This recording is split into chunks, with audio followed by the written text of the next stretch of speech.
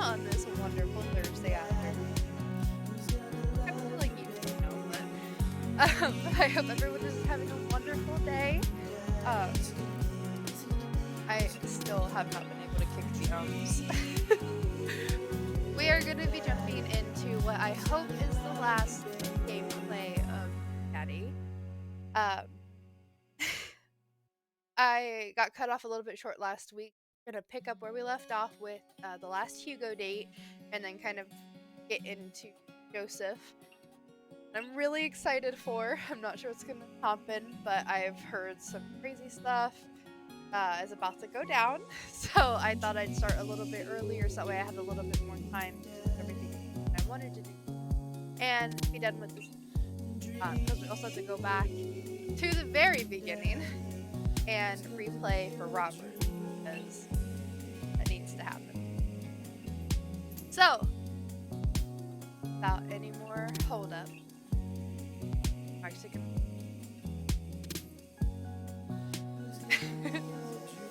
but I'm gonna go ahead and start this. I'm really excited. Also, I think I have the sinus infection, so I'm sorry if I'm very nasally. I just want to get done with this.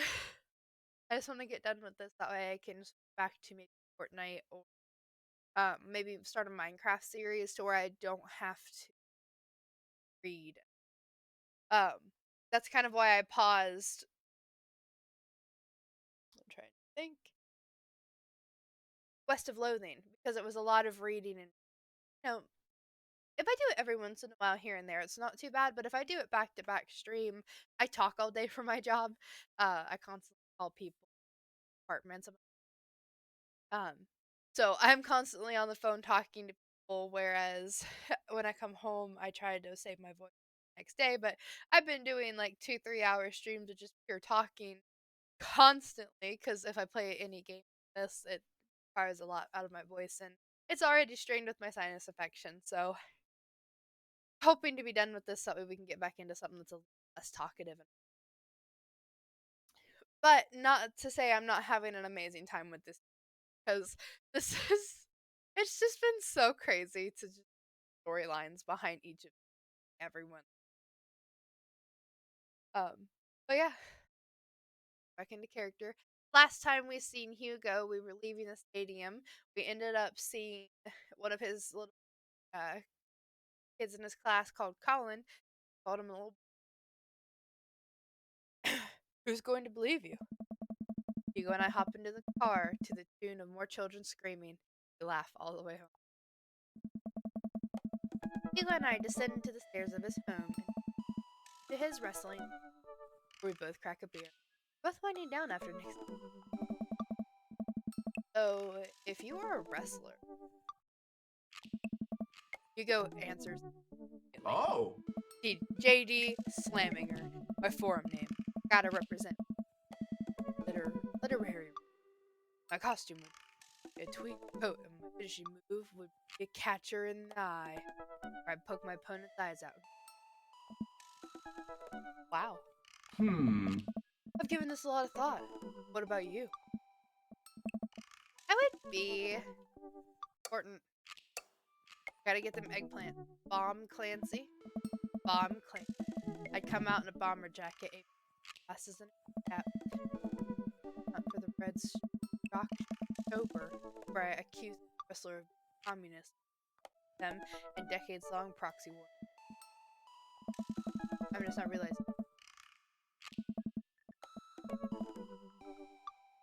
Hold on, we're gonna get better. Have to get a better answer. Mario Bratali.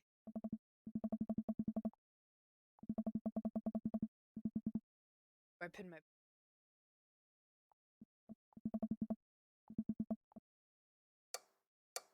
No, not save. Load. Nope, I just saved that. Load. I'm a hot mess.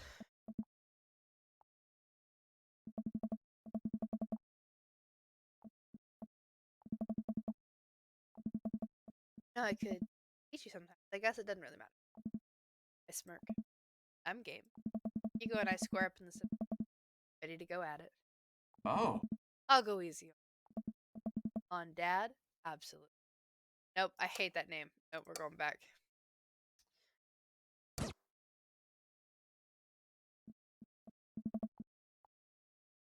Yeah, we're doing. I like this. Oh. Bomb Clancy? Absolutely not. Before I know it, I'm on the floor. Hugo wraps his legs around me and can't move. Ah.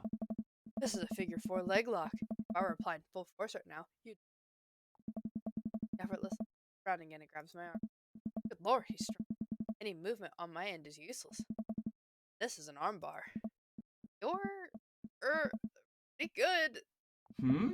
You can tap out and not a chance. Hugo flips around one last time on top of me. He hooks his arm under my leg and presses his body down on my chest. Oh. And this is me pinning you.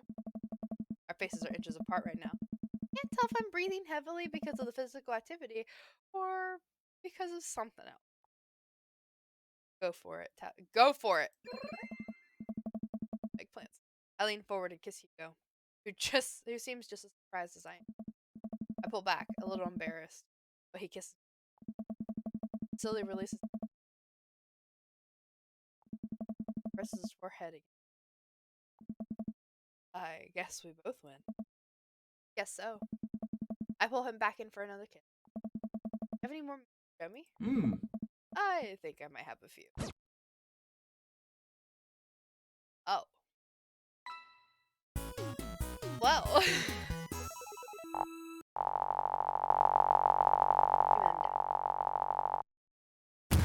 I'm JK rolling with delight.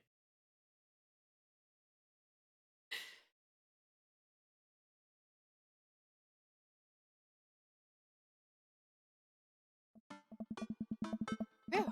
Oh. We're gonna skip past this one. Sorry, sweeties. Always go. Alrighty.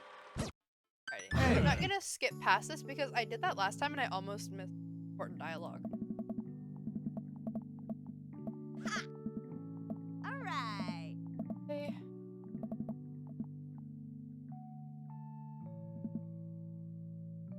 Oh, Quizmaster Quinn! Sir George! Quizmaster. And like Spin Master, I guess. That's the good Hey, who's ready for quiz graduation? But you don't have to be on right now. Just a party. What do you mean? It's the, you know what? Keep that energy. Hold it close. Also, Wee Wee's with me. Take a little trip with me. I don't know if you can see her, and I don't have very good. It's like tied in. We're just gonna leave it. But she's right here behind me, and if I could show you, I totally would. Hold on, I'll take a picture.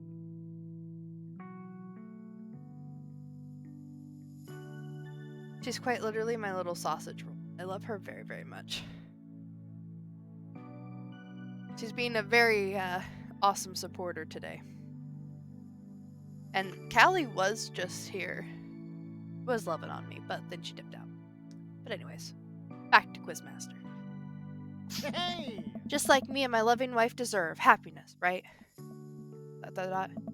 You know it. Sir George, my dude. Oh, I think this. Going. Right, you made it.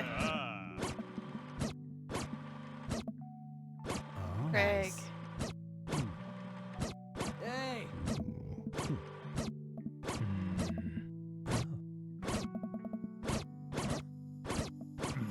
Oh, I don't want to say that. Hey,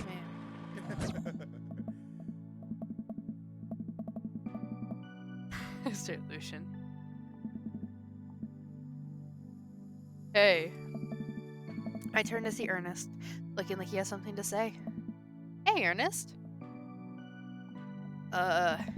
Thanks for being nice to my dad. Whoa. People are really mean to him sometimes. I mean, I guess I am too. But, He seems to be happy when you're around, so, that's cool. Jeez, Ernest, I don't know what to say. You know, I think people got you pegged wrong. You got a soft side.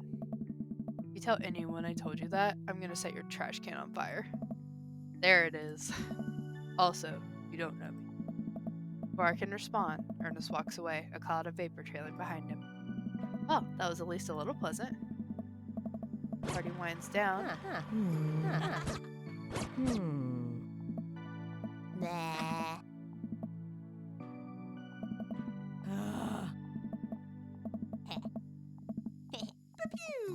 Pew pew. I take a seat next to Hugo as the last guests make their way out of the party. Cool shirt. Oh, Thanks. It reminds me of a special night. So the secret's out, huh? Hugo likes wrestling? You know, I was really nervous to come here dressed like this, but everybody in the neighborhood, they were nothing but accepting of my hobbies. It turns out that Craig's a huge fan too. And Colin told everyone at school that I'm into wrestling, but it actually backfired on him.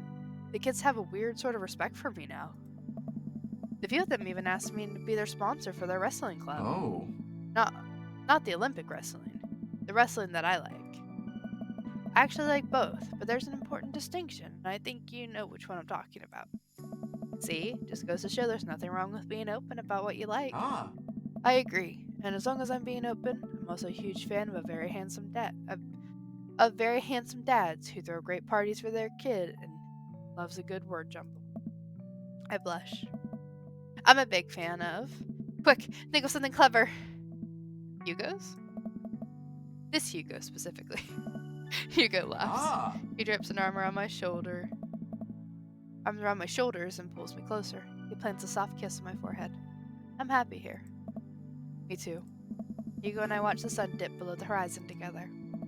Hey, do you think maybe later you could show me some new wrestling moves? Oh, George, how about I show you my pump handle pile driver?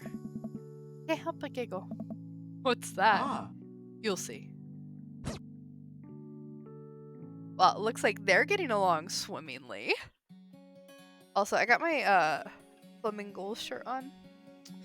Yeah, my best friend got it for me. I gotta represent.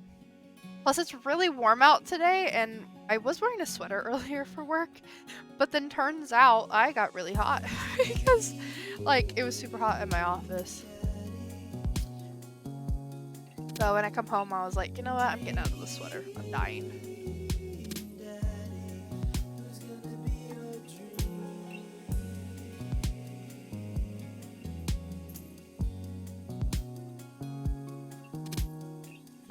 No, us and Amanda.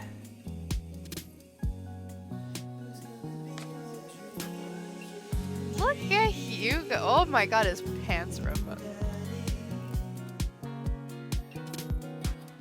Honestly, I'm kind of a fan of Hugo. Alrighty. I'm so excited to get into Joseph's. I know this is gonna be like a whole thing.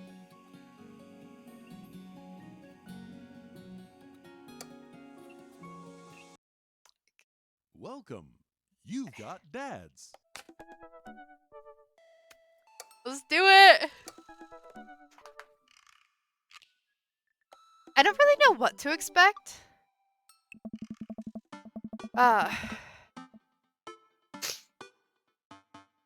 Sorry. I really want to see Joseph again, but after that weird encounter with Mary, I don't know. He's my friend, right? I should be able to hang out with them and not be weird, right? Right? The computer pings as a message flies into my inbox. It's Joseph. Hey, Sir George, we should hang out. Like, actually hang out. No manual labor, no impromptu therapy sessions with sad DJs, no kids, just you, me, and the open ocean. Wait, how are we gonna get on the open ocean? How are we gonna get on the open ocean, you might ask? Good question. Oh. Presents. If you're interested, I'll meet you down by the marina and you can check out the goods, if you know what I mean. I mean my yacht. Let me know. Joseph owns a yacht? Joseph owns a yacht? Yes. I'm as surprised as you are, Amanda. You've been holding out on me. Your only daughter whom you love. What? Do you think that having me as a father would somehow afford you the fringe benefit of getting to go on a yacht? What else did you get me? A healthy upbringing and a supportive environment, literally paying for your college. Not a dog, that's for sure. An up. Yeah. Yeah, okay, but what if I had that exact same upbringing and a healthy environment, but I could also go on a yacht sometimes? Relax, kiddo. Joseph's inviting me onto his yacht. It's going to be a yacht of fun. Ugh. I'm glad you're excited, but that doesn't mean you get to start throwing out puns. Why a yacht, Amanda? Well, I gotta go get ready. To go on my friend's yacht. I start to walk away, but Amanda stops me. Oh. Hey, in all seriousness, I hope you have fun. Yeah. But make good choices, okay? But Dad, don't stay out too late, or you can't go to Jennifer Langford's birthday party this weekend. She promised me she would propose to me, but ended up going with Logan Crutchfield. I'm not going anywhere near that party. Good bit, Dad. Good bit. I respond back to Joseph, letting him know I'll be there. A quaint marina, complete with local mom and pop shops and a small diner, frame the bay. I've gone for a few walks by the bayside to stare enviously at all the nice boats before. Joseph should be around here somewhere. Gosh, this is fancy. I feel a little out of place. Hey, Sir George? Joseph! Where are you? Up here! I look up. Joseph waves to me from the top of a huge yacht. I've never been on a yacht before. Never forget your first. I glance at the name on the side of the boat. The St. Peter, huh? Inherited this thing from my pops. Real fire and brimstone type. Loved yachts. What's the plan, Captain? I figured that the last time went a bit sideways, we could cast our lot out on the open sea, wrestle with Neptune, set sail on the seas of adventure. You're kind of a goofball when you're not wrangling your kids, you know that? Joseph smiles and winks from his perch. I have no idea what you're talking about. Joseph hops down and extends a hand to me, helping me up onto the yacht. I'm thrown off by how soft his hands are. Do you moisturize or what? Sir George, stop thinking about his hands. Your thoughts. You're gonna be on a boat, alone, with Joseph, on the open ocean. It's a yacht. He's married. It's fine.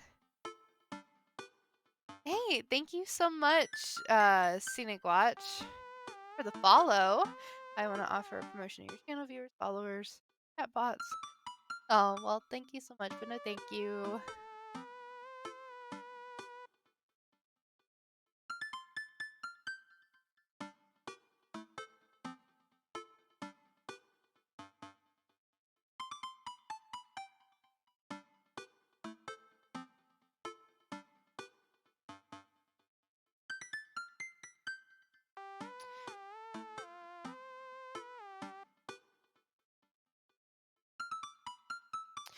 Well, I lost my game. Okay, pure thoughts. You're gonna be on a boat, alone, with Joseph. Open ocean. There's a yacht. He's married. It's fine.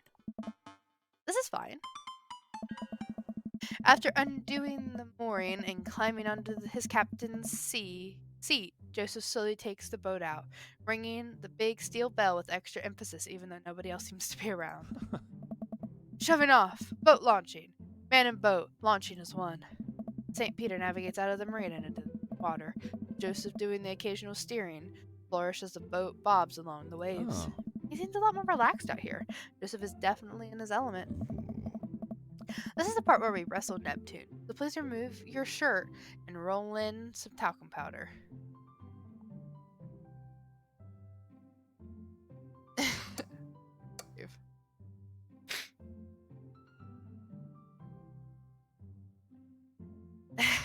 I'm gonna save this. Oh. Just stifles a laugh. Hold on, I think we could do better. I think we could definitely do better.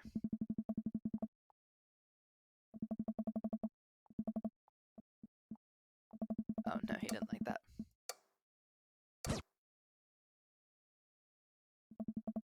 Hold on, let's see what we can do. Norm MacDonald. I dramatically pull off my shirt.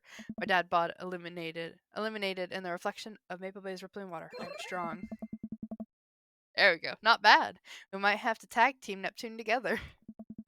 I'm suddenly worried that I haven't applied a strong enough SPF sunscreen and might get sunburn. I put my shirt back on. For a while, we watched as the trees and waves pass us by. Where are we going? Oh. A little further out. It's a lot quieter once we get out on the open water. Ooh. Plus, we can see whales. Whales are cool. I don't trust whales. Nothing should be that big. Oh, yeah. Noted. Joseph maneuvers the boat past some buoys. He sighs. Wish I could get out more often, but you know. Family, wife, saving souls. Wink. So many souls. I can barely hold them all. Why did you say wink to me? I watched Joseph work the boat. Despite his age, he doesn't look like he's slowed down at all. And from here, I can see how toned his muscles are. Impure thoughts! Joseph and I boat in silence as the bay gets smaller and smaller behind us. I decide to take a peek over the edge of the ship. The wake this thing kicks off is intense. I wonder if Joseph would ever let me water ski off his yacht. Hey, dolphins! Joseph, there are dolphins! Yeah. They're scared of whales, but not dolphins? I feel like there's an unspoken truce between man and dolphin. I would be more comfortable riding a dolphin into battle. Oh. Dolphins are way more dangerous. Sometimes they drown their babies for fun, you know. Can I trust nothing on the open ocean? Oh. I like to think that I'm pretty cool. Alright, Joseph, it's you and me versus the entirety of marine life. I yell out to the ocean.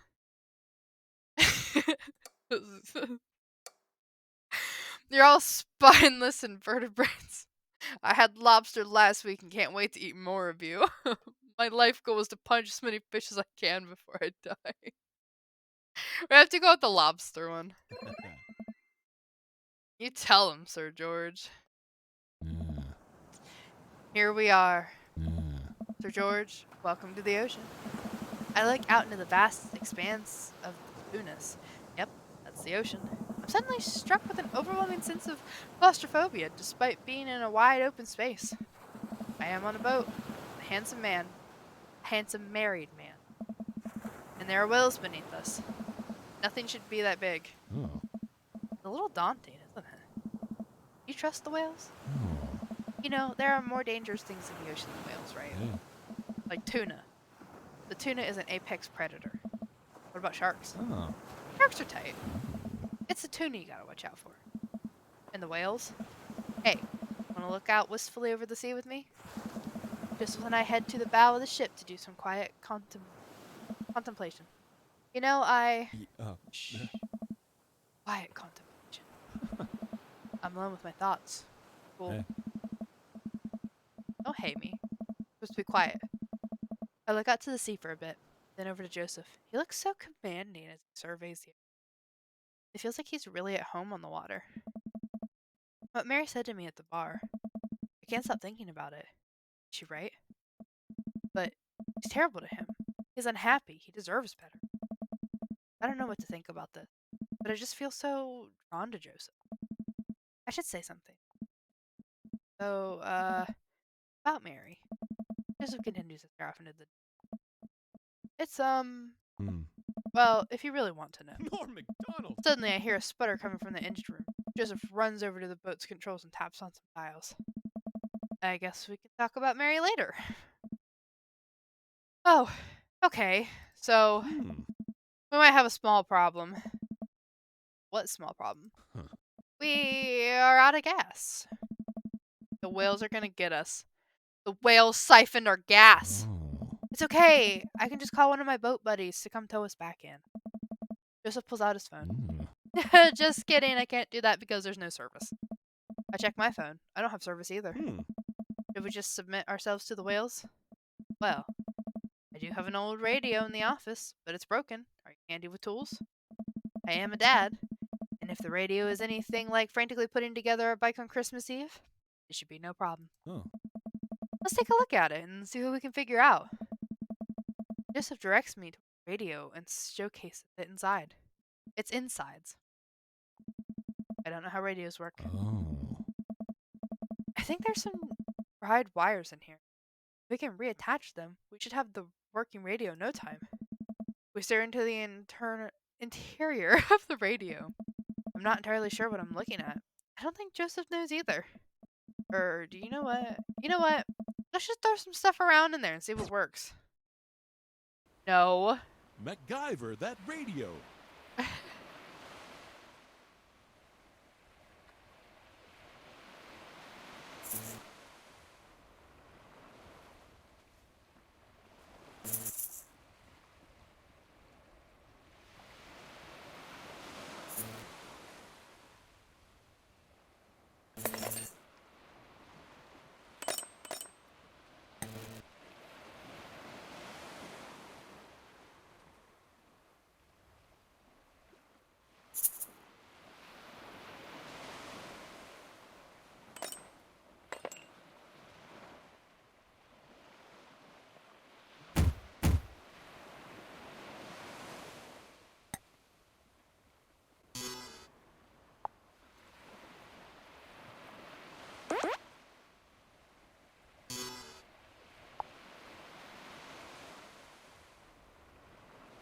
Am I actually supposed to put this somewhere?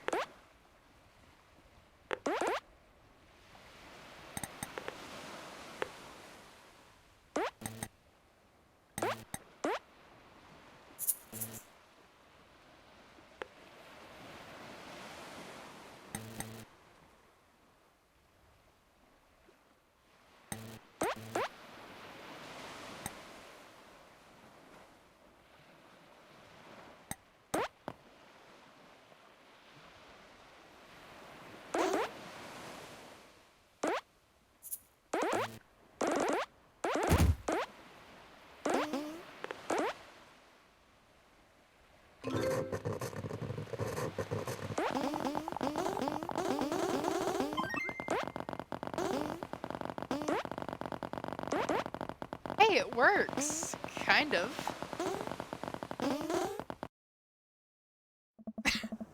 The radio springs to life. Whoa, did it. This just speaks into the receiver. Hello? Hello? Can anyone hear me? Huh? Has a few other channels. Nobody responds. It might be a little far out. I don't think there's anyone in range. How big's the range? Well, this radio came with the boat when my dad bought it in the 60s, so not great. That's reassuring. Now what? There's worse places to be stuck on than a yacht. Wine?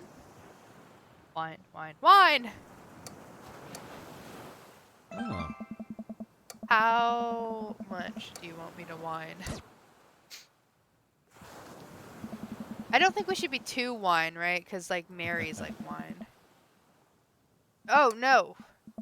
Load. Go back out. Don't even. Stop. We're gonna yell wine. Oh. There we go. I keep a couple emergency bottles below deck. Wanna go grab some while I fiddle with this radio some more? Let's see. Wine. Wine. Gotta be around here. I'm in the lounge. For an old yacht, this lounge is pretty high class. Wooden panels on everything, leather couches. It's like an old Playboy photo shoot in here.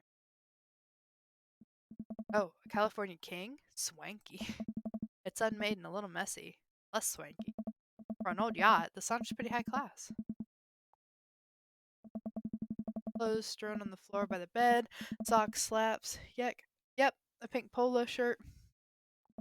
Well, I guess now I know if Joseph prefers boxers or briefs. Lived in. For an old yacht, this lounge is pretty high class. Hey, wine glasses. I must be hot on the trail. But no wine. I grab 2 glasses and get back to searching.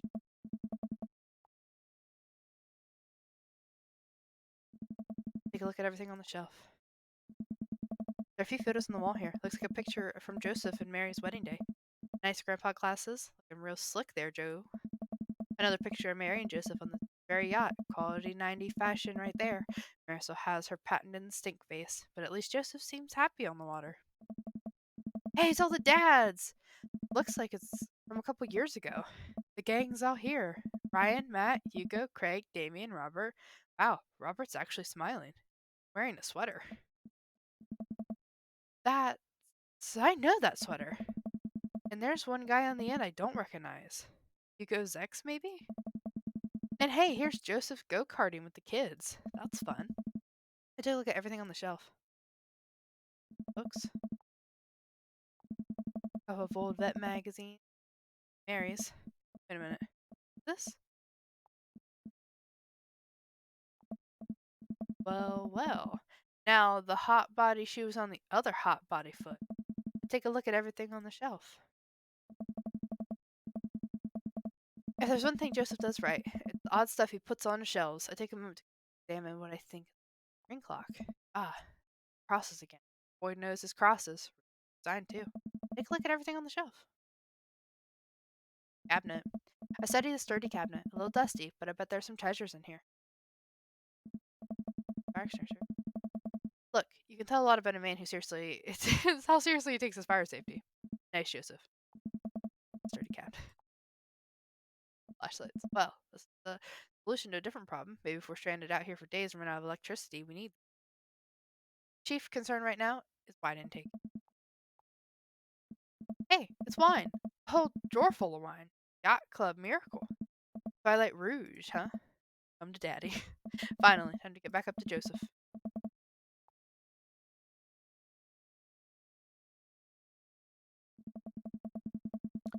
I bring the wine glasses up to the deck and find Joseph still hunkered over the radio. Oh. Sir George, wine. Good to see you two.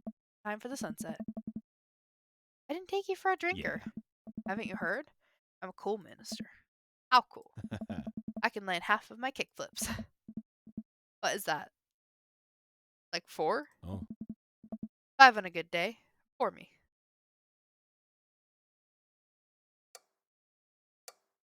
Power play. Whoa, okay, time to party. We clink our glasses and drink up. This wine's not bad. There's a hint of... Am I tasting grapes? Oh. You have a discerning palate. It might be grapes. Joseph and I lounge on the deck with our yacht wine, taking in the ocean air, and the sun starts to dip below the horizon. We could be stranded out here forever. Oh. I can't think of anyone else I'd rather be stranded with. It's just you and me and all those whales. So many whales. You're killing the vibe. Revive the vibe, Sir George. Generally, it takes 3 days and a gigantic stone door rolled in front of a tomb, but I think we can save it. Huh.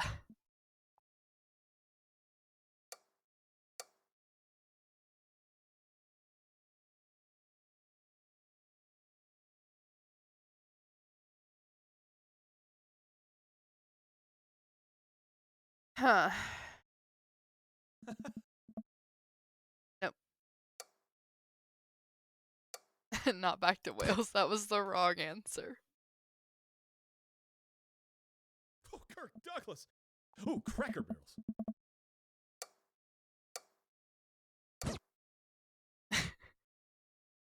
We're gonna find it.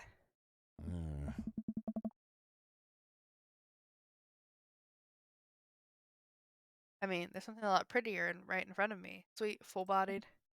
God damn. Joseph, Oh. this wine. So good. God damn!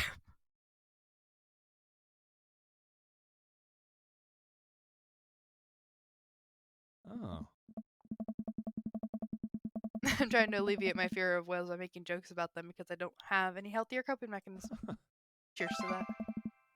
I gotta take another sip of wine, but I stop myself. Is this wine an acceptable beverage in Margarita Zone? That it is, Sir George. All beverages of leisure are welcome in the Margarita Zone. This is almost what we wanted, right? Oh. No responsibilities, worries, other than possibly dying out here. And the whales. But yeah, I'd say we're in the zone. And I clink our wine glasses again. Do the Margarita Zone. Wink. It away again. If you have any salt shakers, we can arrange them into a pentagram to summon Jimmy Buffett. Maybe he can save us. Oh. As a youth minister, I make pacts with the devil nor Island Jammer. If we were to get off this boat, it would be by the grace of God. Oh. Or Steely Dan. Uh, Amen. My laughter dies down. We're both silent for a moment, looking at each other's eyes. Joseph leans in closer, and I feel myself doing the same. This is a bad idea. This is a bad idea. But I can't help feel like doing this will only end up hurting someone else. I can't help but feel like doing this will only hurt someone else. ... but his face is real close to my face. Hey. George, I have to tell you something. Hmm. Mary and I are done.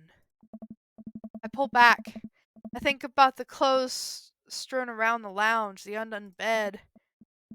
Are you living on this boat? Oh. I didn't want to mention it, but he sighs, strolling back to the controls of the boat. I lean on the console next to him. Hmm. We had a very long talk, and it's unsalvageable. Staying here until everything's sorted out. Oh, I'm so sorry. If there's anything I can do, I'm fine. I'm fine, actually. It was a long time coming. For the first time in a long time, I'm seeing a path to happiness. Now I can focus on myself and stop trying to deny the things that make me happy. I need someone who will be there, someone kind and honest. Bull, hello, how are you? We're getting to a very juicy part, Bull. And you deserve that, Joseph. You really do. Anyway, I've been having this crazy feeling there's someone who I could get in the habit of having around. Someone very close to here. Is it Wales? Oh. I mean you. Oh, Oh. I was trying to be subtle. I think I'm picking up what Joseph's putting down. I leaned forward, closing the gap between us, when... Yes, I know. That's why I'm here. I could smell the juicy part coming up. You just knew, didn't you? When Joseph grabs the receiver. Oh. Come in. Come in. Is anyone there? No. Over. Hmm. We're stranded out on open waters. We've been out here for hours. Please send help. Over. But wait. Are you guys gonna kiss? Cracker Barrel. I mean, what are your coordinates? Over. George, have you been leaning on the talk button this whole time? I look down.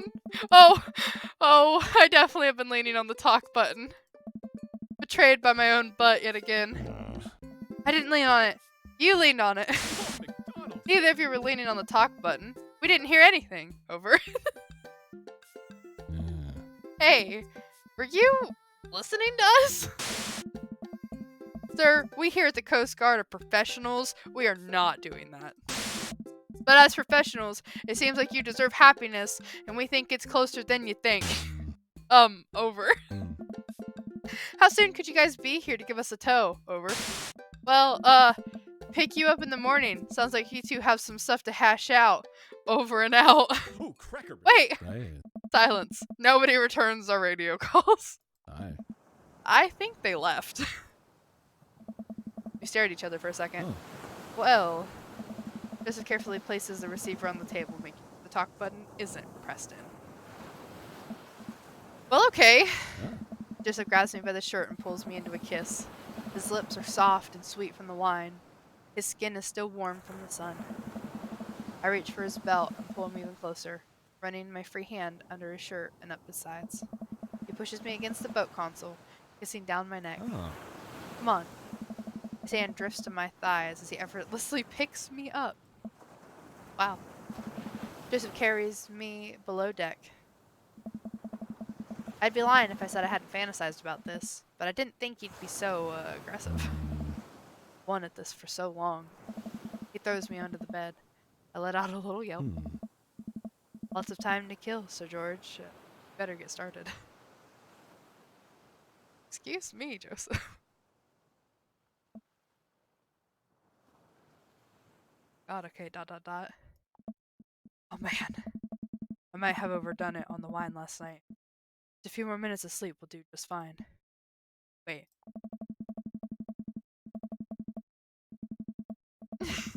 I open my eyes to find Joseph's face a few inches from mine, an arm slung around my waist. He's sleeping peacefully. His hair is mussed, and his lips still a little red.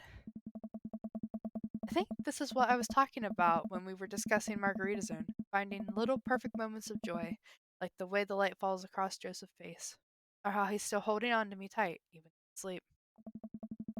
I'm very tempted to curl up closer to him and keep sleeping, but I know the Coast Guard will probably be here soon. and I'd like to be wearing clothes when that happens. I nudge Joseph. He takes a couple shakes before he barely opens his eyes. When he notices me hovering over him, he breaks into a grin. We should get dressed. Joseph pulls me in for a kiss. Bro makes me want to download Tinder, goddamn. Hey, you could maybe find yourself a seaman like Joseph. This is a lot more intense than I thought it would be. Like, the other ones were very subtle. This one, on the other hand, felt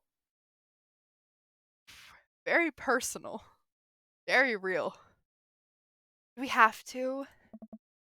I mean, I ain't saying no. Another kiss. Stop trying to tempt me. Fine, fine. Yeah. The Coast Guard eventually shows up and tows us back to the bay. They, thankfully, keep their comments to themselves. Joseph, I think it's just Joseph and I step off the yacht and he walks me to my car. I had a great time. Me too. No thanks to the whales. Shh, shh. You're on land now. They can't hurt you here. Take care, Joseph. Oh. You too. He gives me one last kiss on the lips before he turns around and walks back to his boat.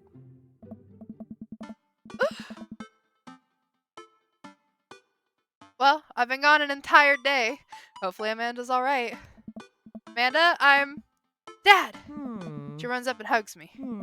I was genuinely concerned about your well-being, but upon closer inspection, you seem to be okay. What happened? The yacht ran out of gas and we got stuck.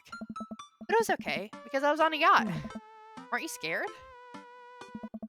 Your father feels no fear. Were you able to take care of yourself for the night? Yeah, I did a ton of drugs, vandalized a few cars, and then embezzled some funds from my school. All in all, pretty low-key night. Where'd you learn that from? I learned it from you, Dad. Well, if you did, you would have funneled those funds through a legitimate cash and carry business, fudging the books over a course of years so you don't arouse suspicion from the feds. Rookie mistake, Panda. I'm glad you're back in one piece. Did you make good choices? Yeah. I think I did. But hey, I'm starving. Want to make sandwiches out of whatever we can find in the fridge? More than anything, Pops.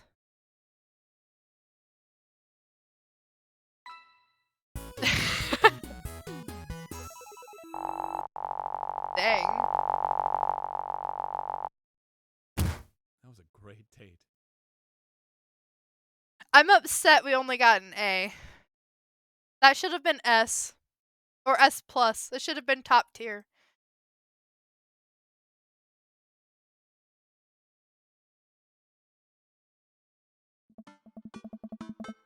Yeah, I think I have everything finally set up. Amanda should be here any minute now. Bro even makes me not hate kids. I know, right? Like, I don't even know what to say. My heart. I think it's her car in the driveway. I gotta act natural. Oh, this is her graduation party that I've seen 7 times now that I don't want to see again. We're gonna skip past this. Hey, Oh, look at all those dads.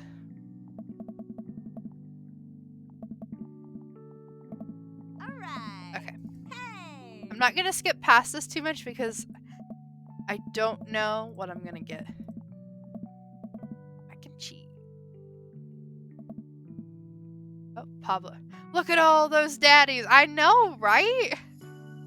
And we dated all of them.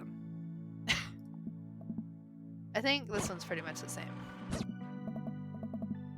Oh, I missed some parts of it. Come on, Sir George, you can do this. I walk up to Mary. Hey. Hey. You been good? Just peachy. I have to get over there now. That went about as well as I could have expected it to.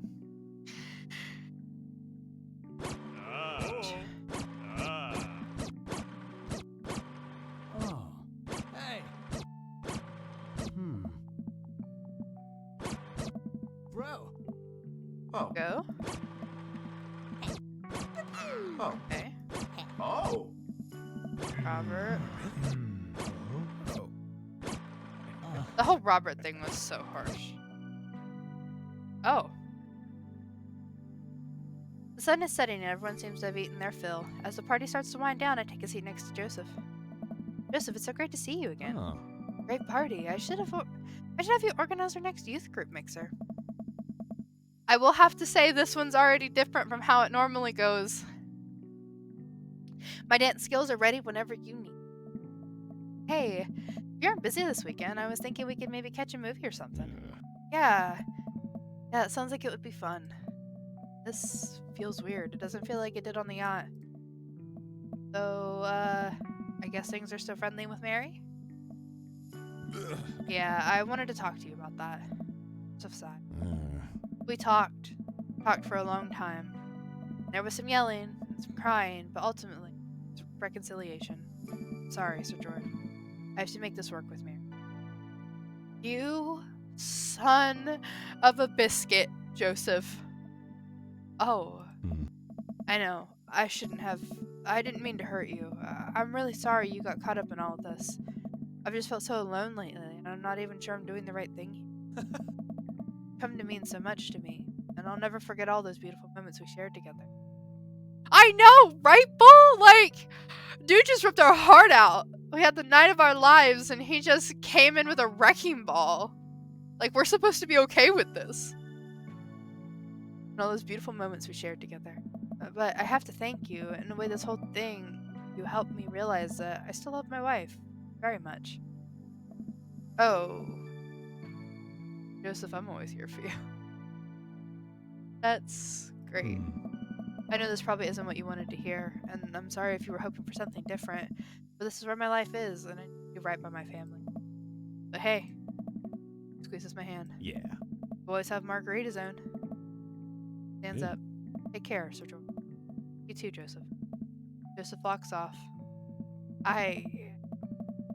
Man, did I do something wrong? Is there another way this could have ended if I had done things differently? I walk over to a half-melted remnant of the ice cream cake and shove a forkful in my mouth. This ice cream cake is my boyfriend. The last guest began to make their way out of the party. Man was over some six neck. Killer party pops. What can I say? I was inspired. So, I also have something for you. Me? Why? That's being completely genuine. Oh, okay, I kind of read this.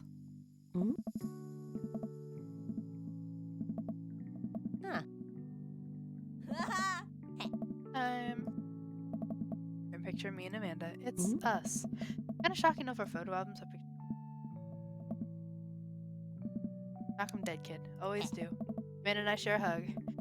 This is only the beginning, Pops. Plenty of more memories for us down the road. Memories to make and stuff to break, right? Oh, I'm gonna break so much stuff. Intentionally, unintentionally, you're probably gonna have to pay for most of it. Be my honor. Amanda and I wave bye to the partygoers as they leave. We sit together and watch the sun slowly dip below the horizon. Glad you made some friends. Yeah. I know it's maybe not what you were looking for. These people care about you. I love you, Dad. We'll always have each other. You're right. It's gonna be hard at first, but this next chapter in our story, and I would be nervous about it. But I know that you're always gonna be looking out for me the same way I'll always be looking out for you. Team awesomeness? Team awesomeness. By the way, I sent you on how to join the server on Discord. I don't know if you saw or not. I can't believe that was the end. My heart is devastated. So I have questions. I tried to join, or I got onto the server, or onto the Discord, and then I tried to get onto the server, but it said I wasn't whitelisted. So I don't know if I did something wrong to try to join the Minecraft server, or what. I followed everything, but it said I wasn't whitelisted, so I don't know if they have to do something.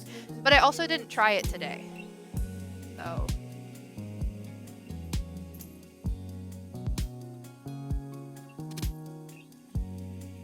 I don't know if you have any pointers or any words of advice or anything right now.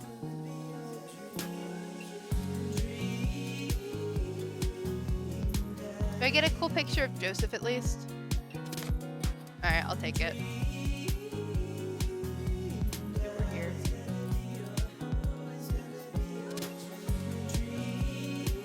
It just grows. That's how you get witnessed. Oh, wait, where? Point to me where.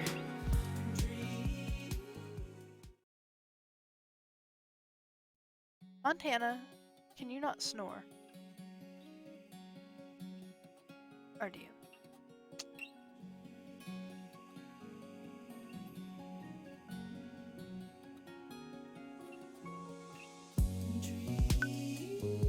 First off, well, look at all these daddies. We got Brian. We got Matt. We got Craig. Damien. Brian is mine. Good old Hugo. And now Joseph.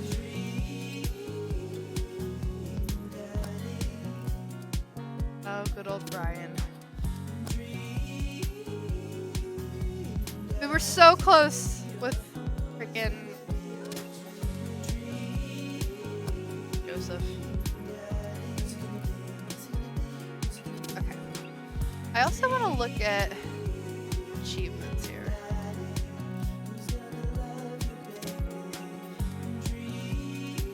There's still 5 hidden achievements.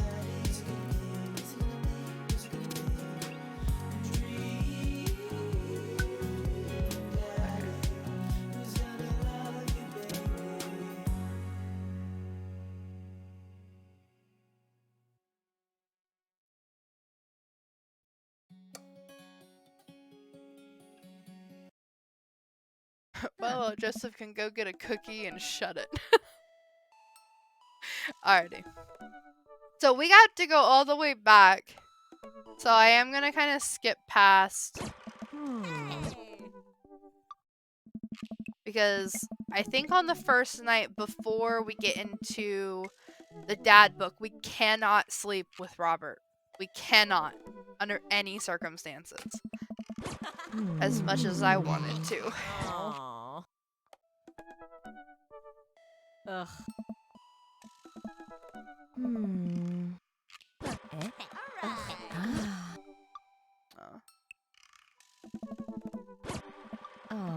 Cute. Little Amanda.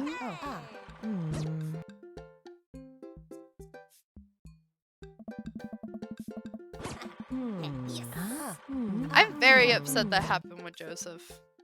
But I kind of seen it coming. Once you sleep with them, they usually go running back to their ex.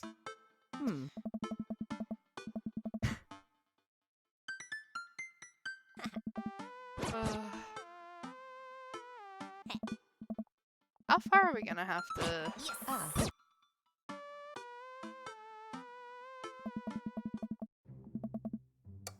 Okay, let's save this. So... Brian. Let's...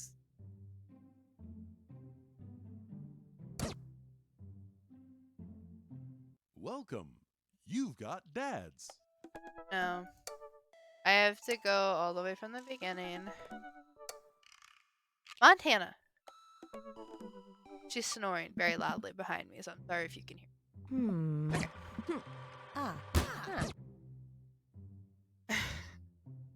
Hello! Get the dog.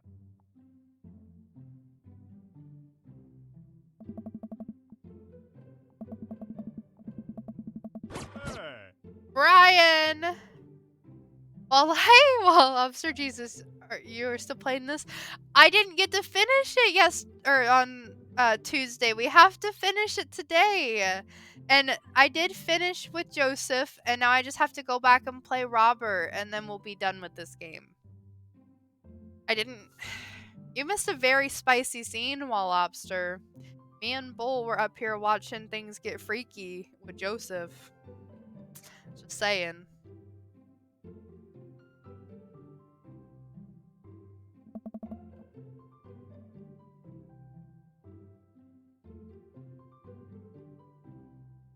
So not tired. Oh my god, Bull.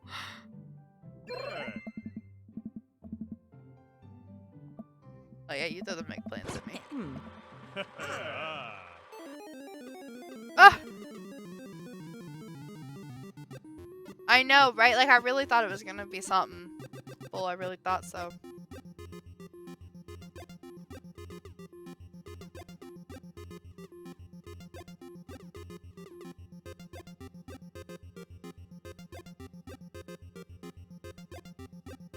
Gotta brag.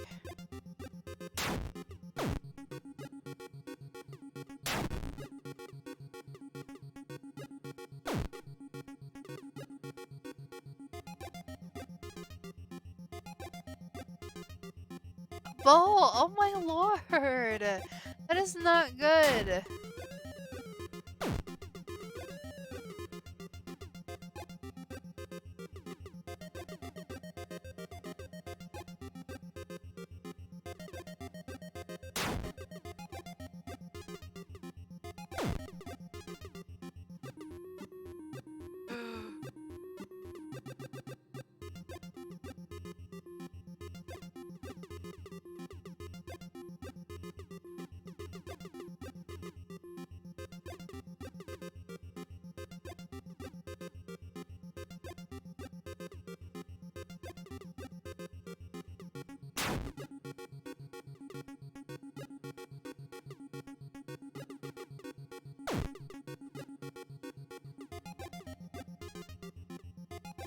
I don't think there's any way. You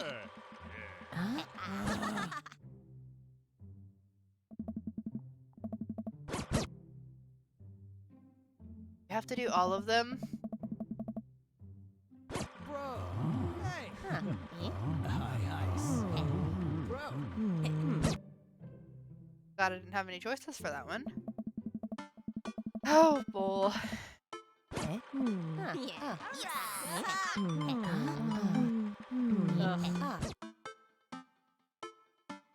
Going clubbing. You just gotta get a perfect 4 daughter, then.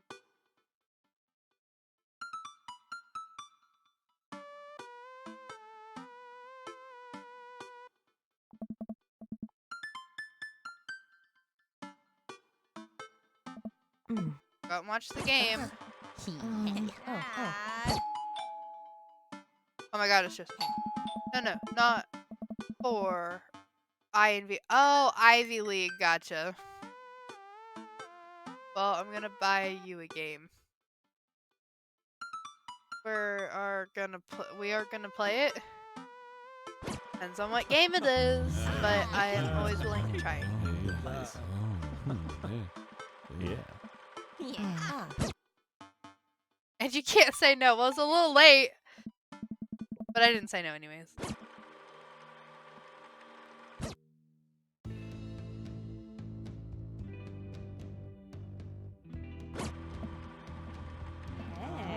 Hey.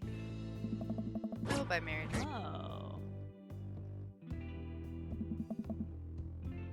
He's about to make you play Tarkov, I swear. I don't know if I could. I'm not for the weak of heart.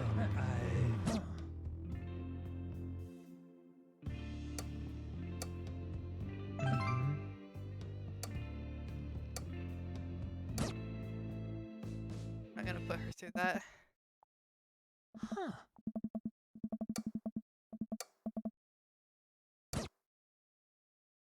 Bull. Don't be rude to Bull.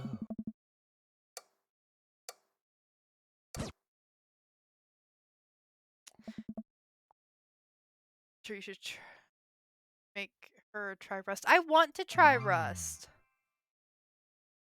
Oh, hey.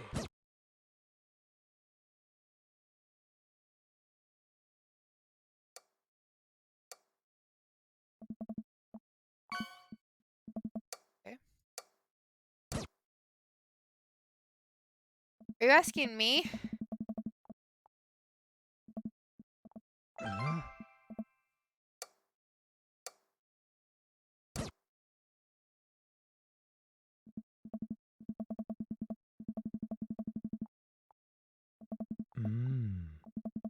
Hey.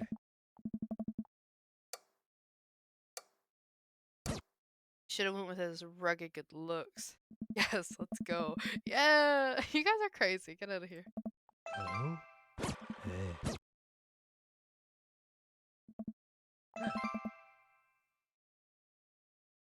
I am hype already. Oh. Hi. I.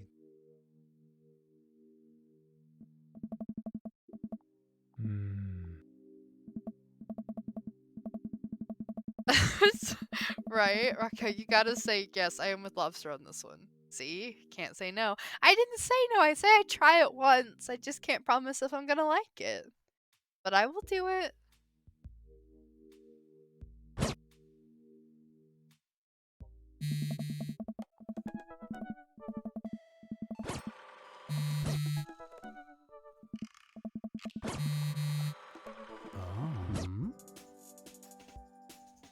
Wait, is this scary?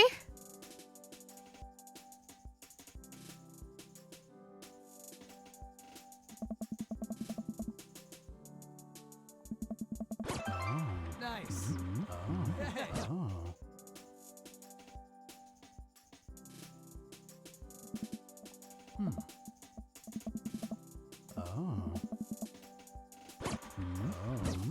No, it's not scary. It's pretty chill. Nice. Oh, okay. Hey. Hey. Hey. I just want to get to the point. We're still meeting all the dads. Don't ask for his help. Oh. Eh? Huh. Huh.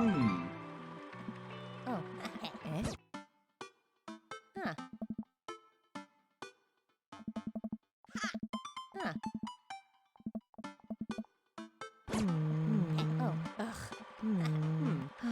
The rest is a fun game after 100 or 1,000 hours. Is that how many hours you have?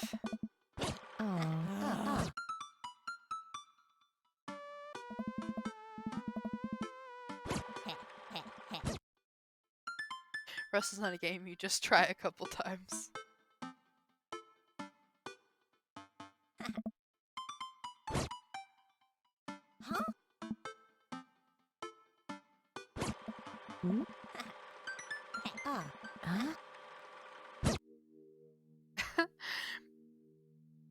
Rust is your goddamn 9 to 5. That's if you start playing Rust, that's how your lifestyle now. The Forest is like Minecraft, Cannibals, Sons of the Forest. That's your job. Rust is bad. Your social life, like real bad.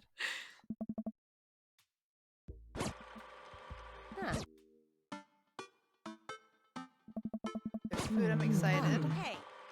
Oh. Oh. Yeah. Oh. Hey. Right. Ah.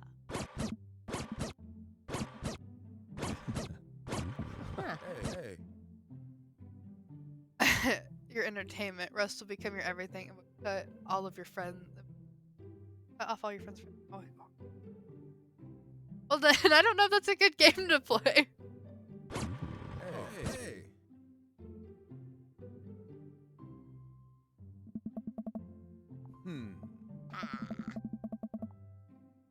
Hey. Hey. Oh.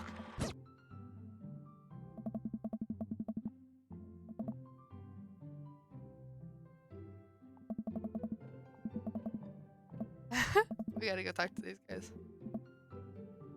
Hey. Ah. Oh. Oh. Well. Huh. Hey. Whoa. Oh. No, I think it's. I'm listening to kids screaming slurs. Well, I don't. That is horrible.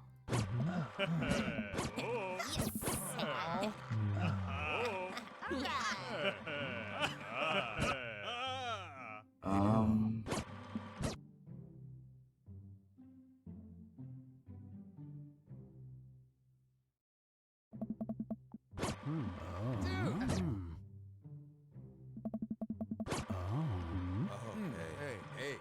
What? Oh. Nice. Oh, I forgot to talk to the other visitor. Oh. Hey.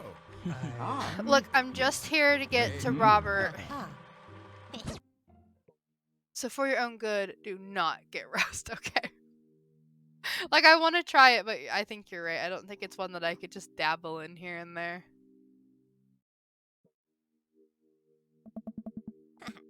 Hmm.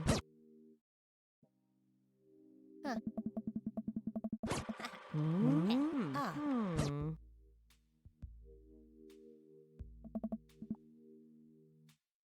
Ah.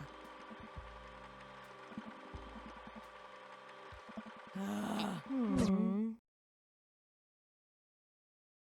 Gotta put in the hours to learn.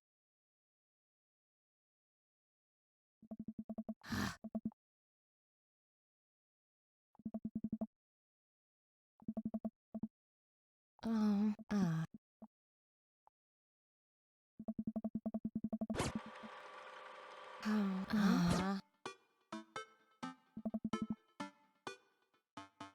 Last week we have school before break. It's like a chill week. So it's this week? Heck yeah, Bo. Also, this is Callie. Say hello. We have already gotten our grades. Oh, wow. It really is just like a chill week.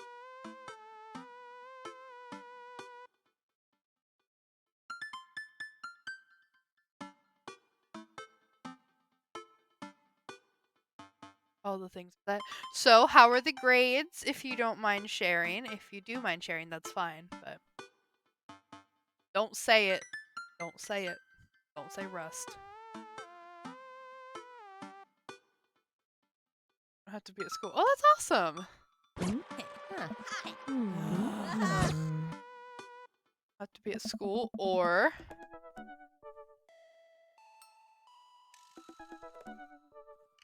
be at school, but there's no point.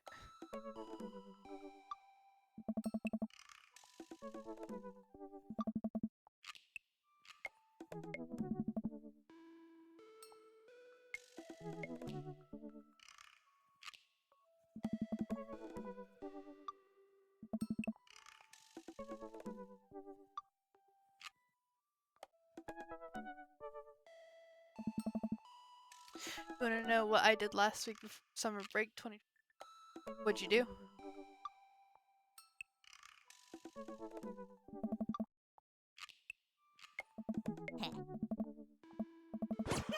Me. Welcome. You've got dads. Welcome.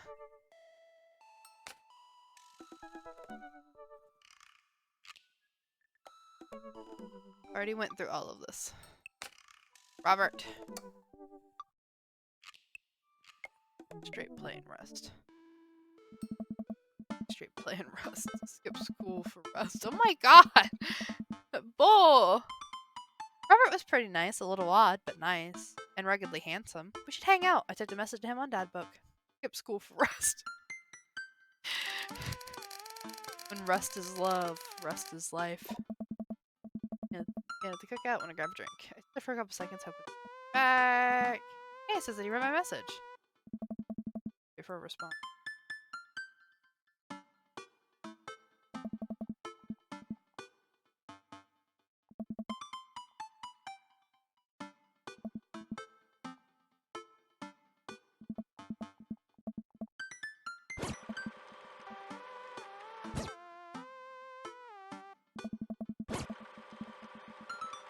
Wait, I had like 120 hours played in Rust in 1 week. Oh my goodness. Yes. Did I make the wrong decision again?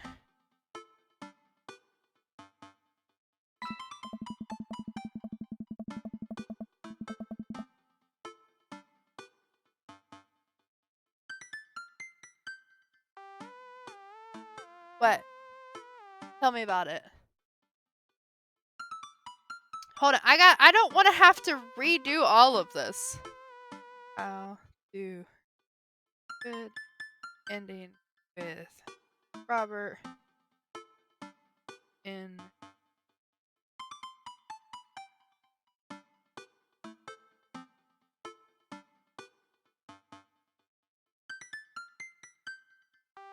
Ah, shoot. It all starts with Mary. We can't buy her a drink. Ugh.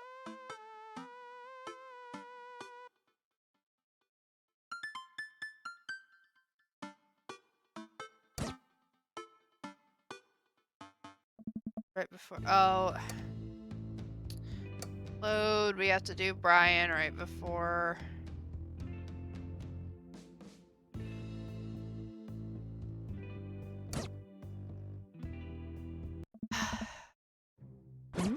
Hmm.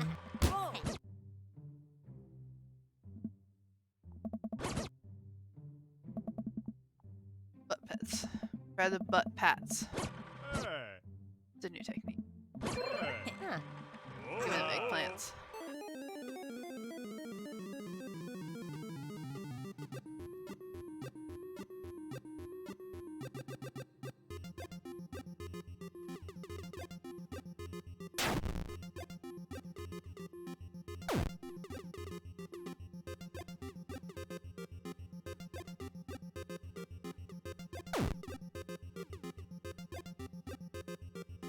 Rep, let's brag.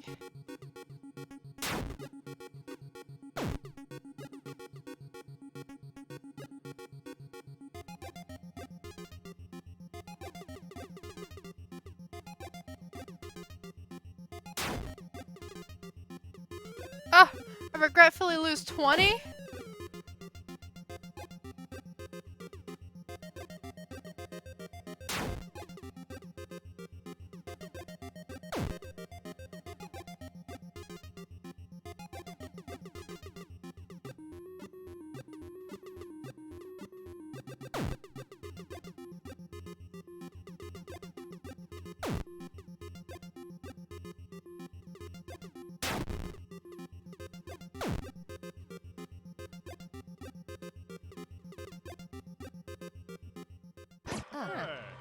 I don't even think I can win even if I tried.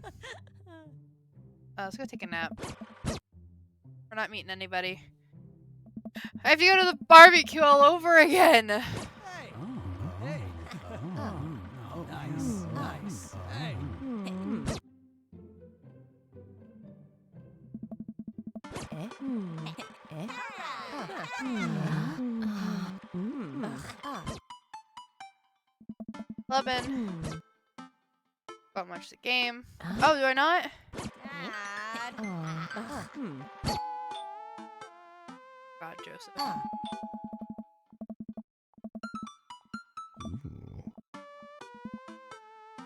Don't growl at me.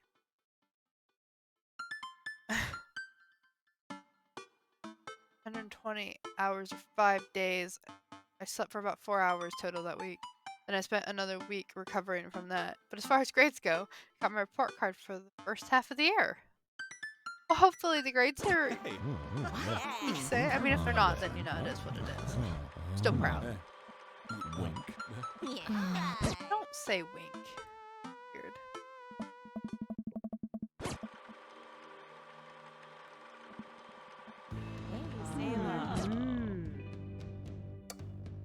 Let's save here.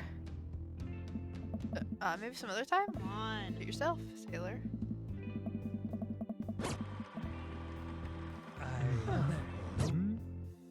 Okay, so love shots. Don't buy Mary a drink. I love shots. Compliment his cool leather jacket.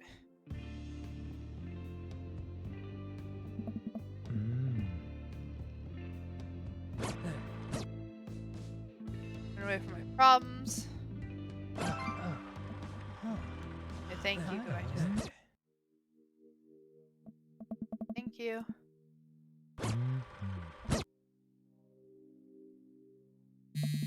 For politics, I got a 5, A or B in America. 5 A or B in America. A 6, A in America. For gym, I got a 5, and then a lot of B's. That's awesome, Bull. Look at you go. Go back to sleep.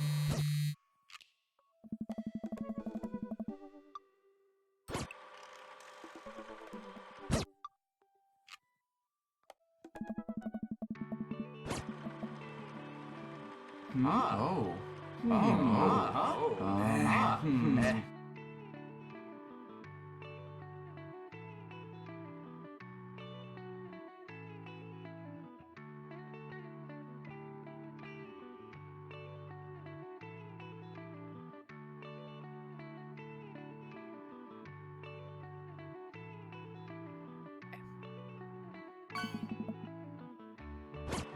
Sorry, Hugo, I didn't.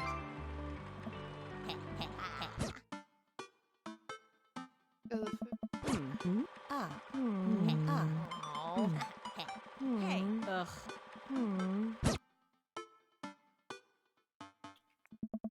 And now I've applied for a practical college. I work for 3 days a week and then school the remaining days. Oh, that's awesome. Kind of like a half and half, like you work for half and then you go to school. So I can still get my engineering degree that I've dreamed of for like 7 years. That's amazing. Look at you go. Well, you're gonna be there eventually before you know. Oh my.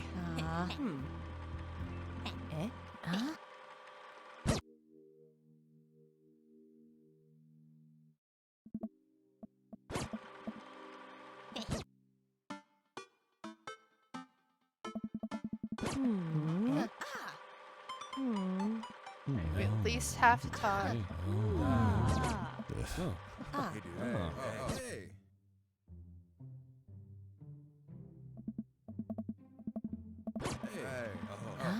Alright.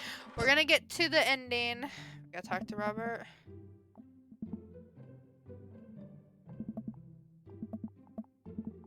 Hey. Guys. Hey.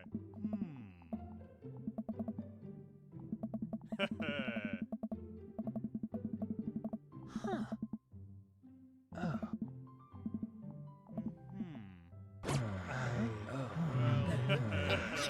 Sitting next to us. Well, that's awesome.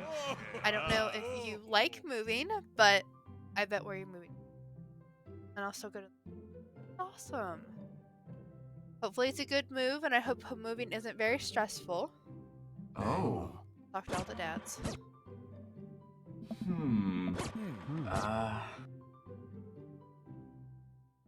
Oh. Oh. Oh. Oh no. Oh no. Hey. I have no idea what was just happening. Oh.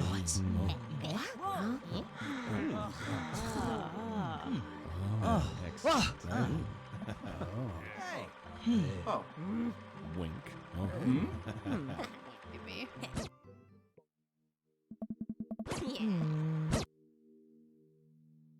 Okay, so once we get to dad book,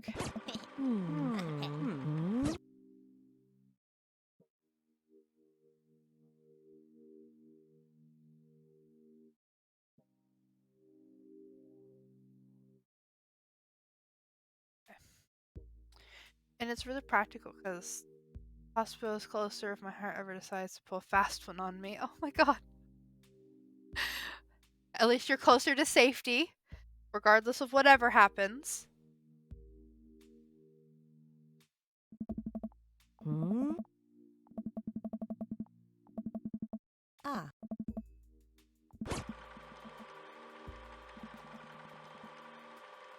Ugh.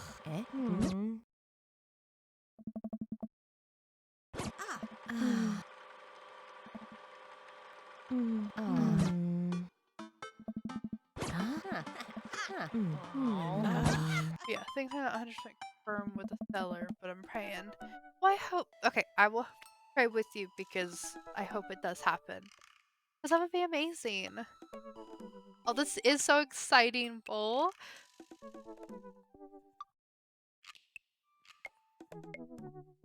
Oh, it says sink into oblivion. I don't need anything.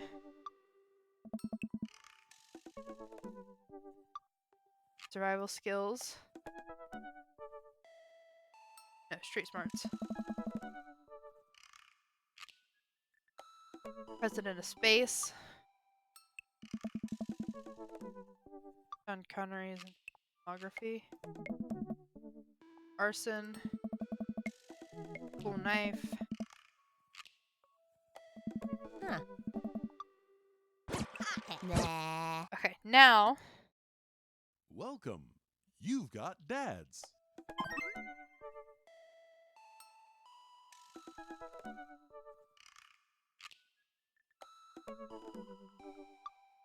Okay.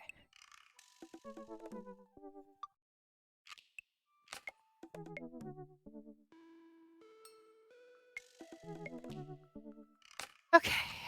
Message. Bird in the hand is better than a bird in the eye. Okay. We're gonna send him a message.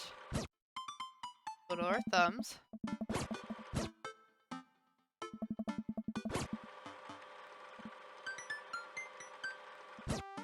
It's 1 a.m. Wait, hold on. It's 1 a.m. I have passed the 40-hour mark, and I'm also about to pass out, so I might be lurking. Or sleeping. Oh my goodness. Well, I hope you do sleep, you silly goose. You're at the 40-hour mark. That's ridiculous. But yes, definitely try to get some sleep, you silly thing.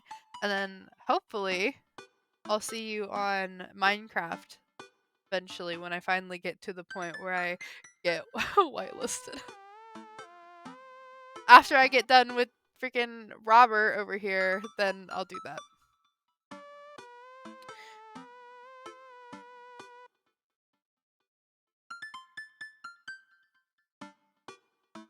Okay, let's watch the History Channel.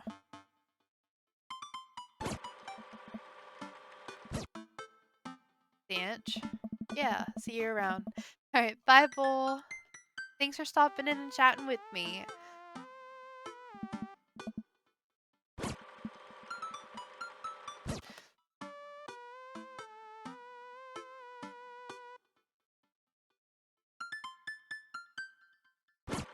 Hello there. Oh, I'm fine. Hello there. Huh. Well, hi there. No. No, stop. Oh.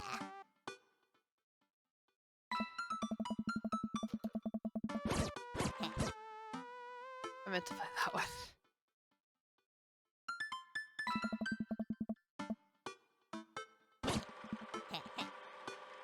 Hmm? You up? What you doing? What does that mean? What you doing? What am I doing? You're just chilling. Alright. Just chilling. Just chilling. Amanda leads the G and hits send.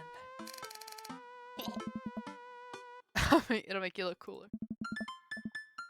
Pops up. I'm Hey! gonna grab a drink. Hey, that means he wants to hang out! I know what that means, man. But it's kinda late. Come on, Pops, live a little. I am living with ice cream and a traumatized toddlers.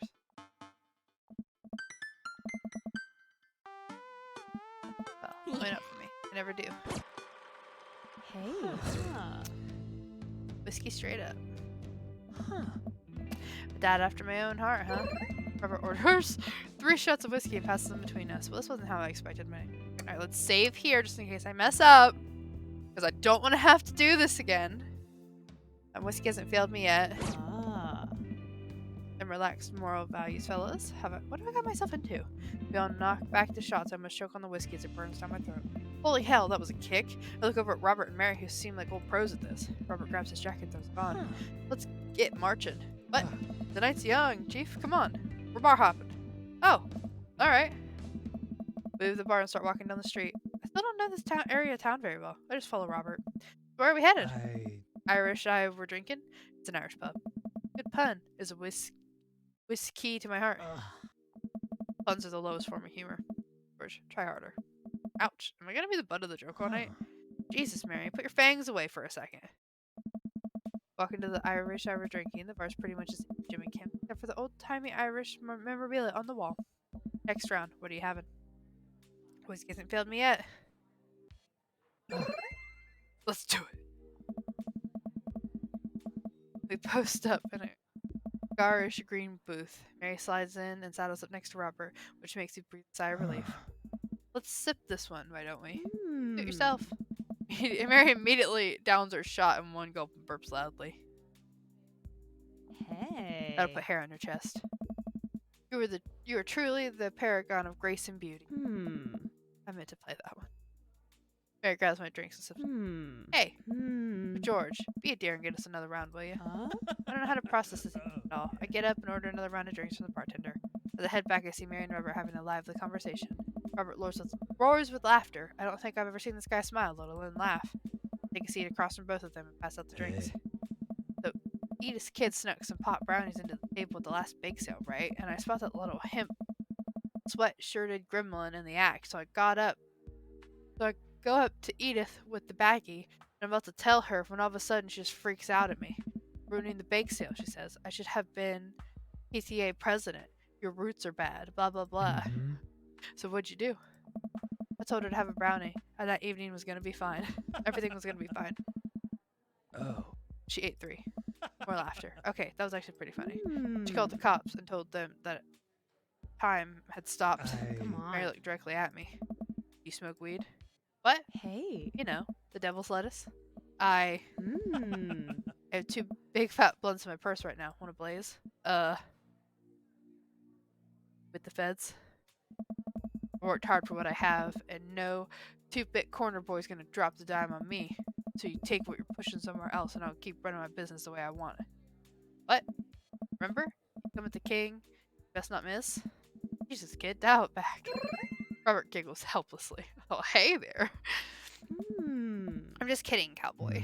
Lay off the kid, Mary. He might not be used to your brand of humor. Fine, fine. Hey. Sit around and sip drinks. Sip our drinks. People watching. Cracking jokes. After a little bit of time, I begin to warm up to Mary. Her jokes become much funnier and much less scary. But it seems like she's not going anywhere anytime soon. I just wanted some alone time with Robert. I wonder if I can get her to leave something. Can you get the next round?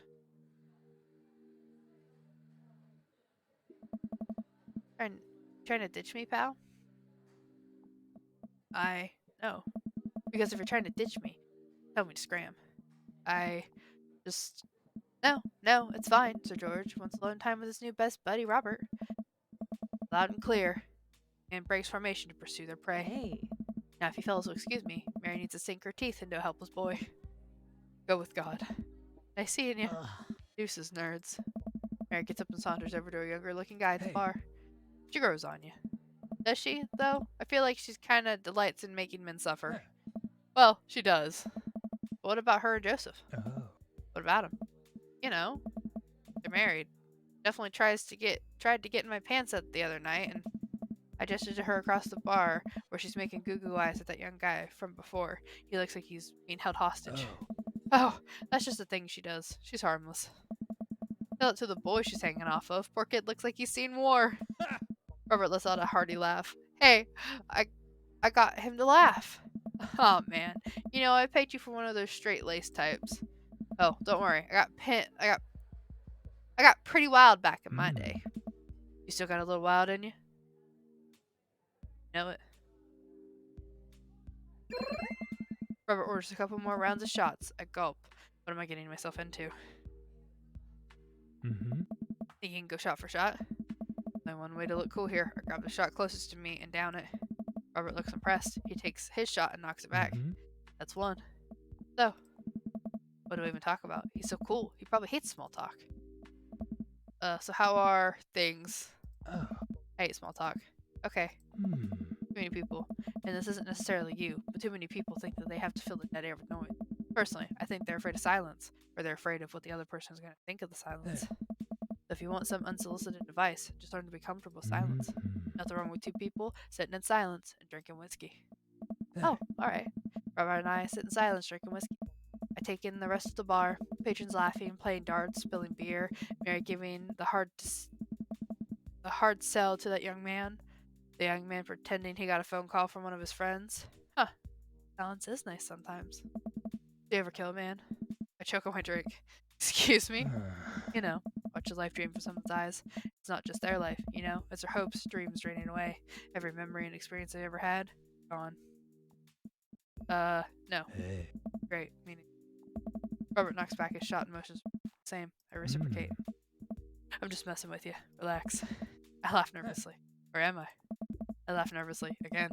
We sip more whiskey, and people watch some more. Mary has her sights set on another man, after the other one excused himself to the bathroom, and I assume crawled out of the window. Gosh, this whiskey's hitting me hard. Gosh, this whiskey's hitting me hard. Betcha. Robert gets up out of the booth, shouldering his jacket. Let's roll! Oh. Sorry.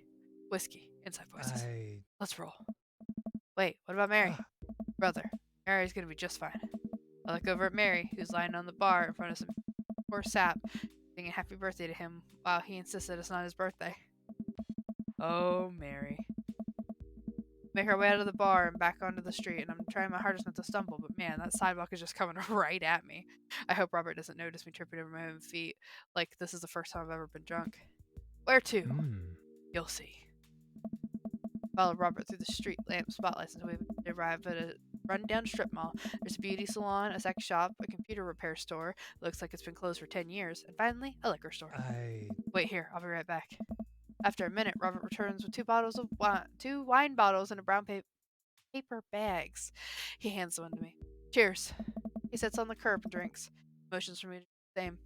Not really where I expected the night to go. Take a sip. What, Zinfandel? What? Nothing. I just wasn't expecting. It is delicious. Fruity. Refreshing. Don't judge me. Start to say something. Think of his lecture about value in silence earlier and stop. I sip on my wine and watch cars drive by. Let's throw rocks at shit. What? Robert suddenly hurls a rock at a stop sign. Ding echoes throughout the empty parking lot. That felt good. Presses a stone into my free hand. You try. I don't know. I look at the rock in my hand and look at the stop sign.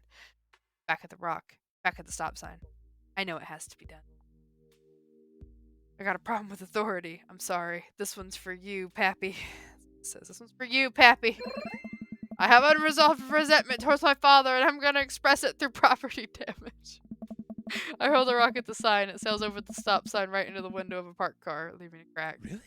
Dude, run! I leap up and dart to the nearest alley, wine in hand. I can hear Robert's footsteps behind me.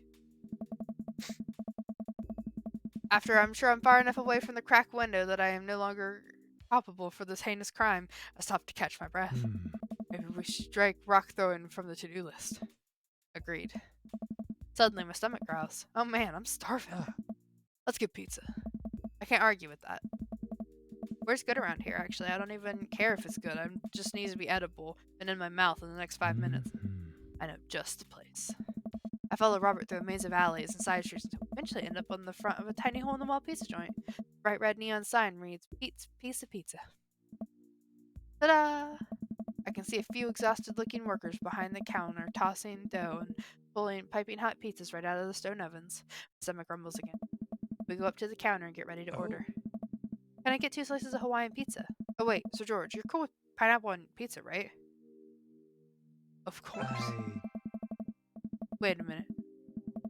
We wait a minute for our pizza to come out of the oven. I'm practically drooling at the smell.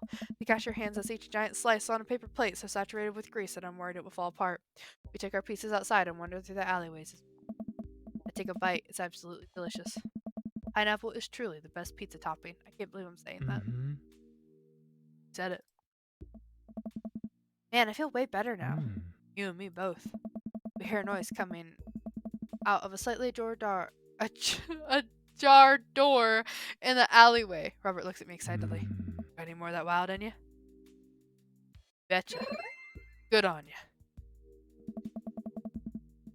Thanks for Robert and I slide the door open and peek inside. It's completely dark except for the flickering light. We slowly creep forward, cautious not to be heard or seen.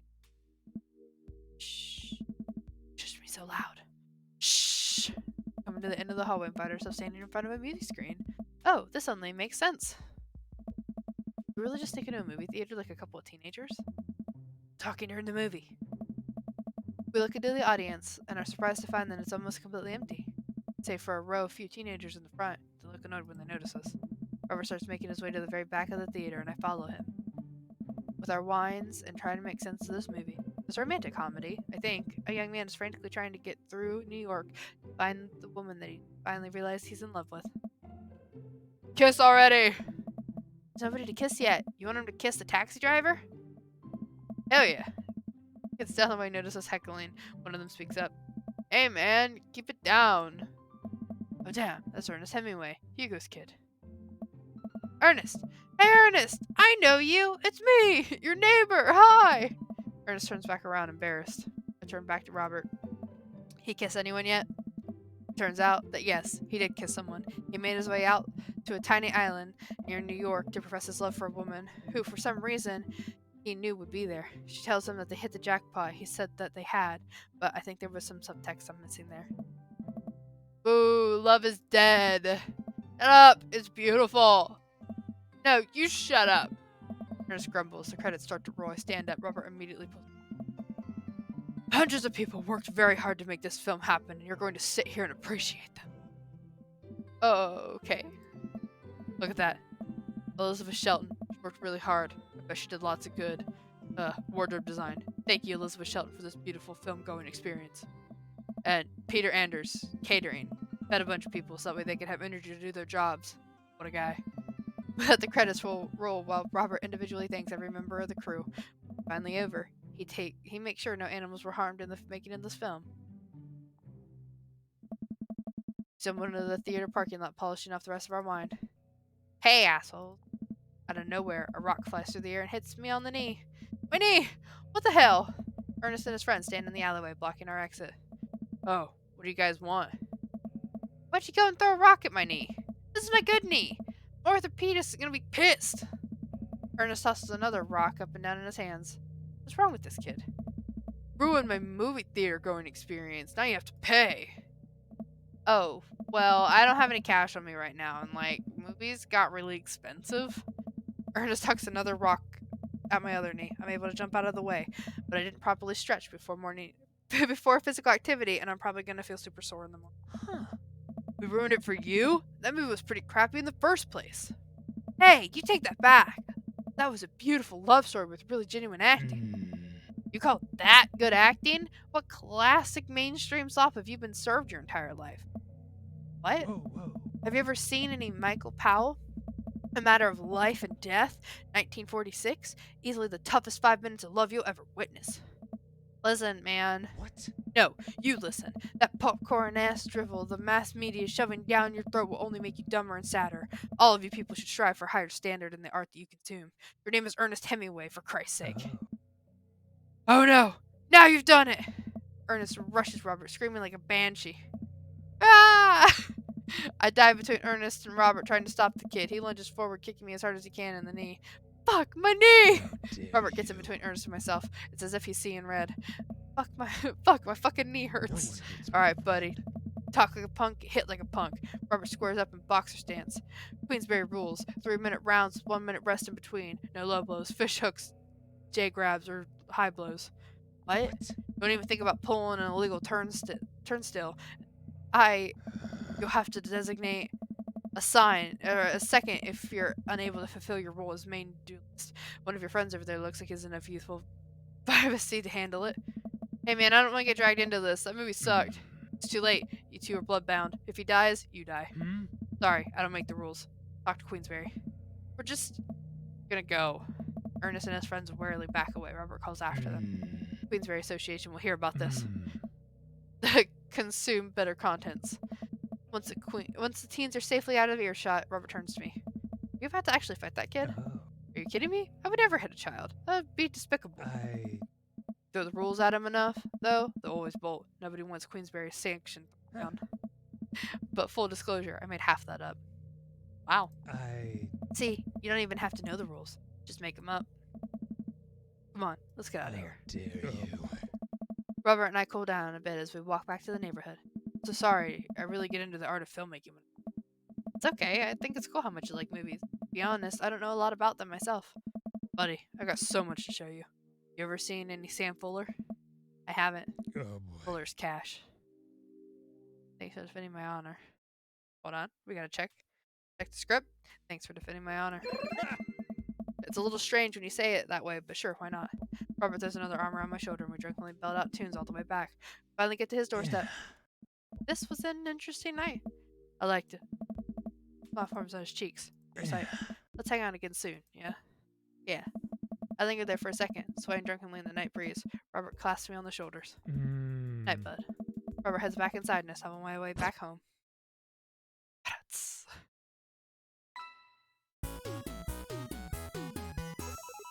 Prime. Got them daddy points. I'm lost in your oceanic eyes. Oh, thank you, Robert.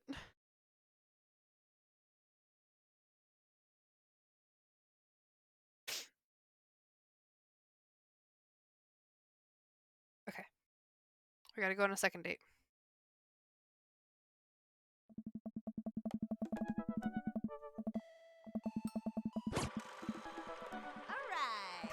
Eh? Yes. Yeah.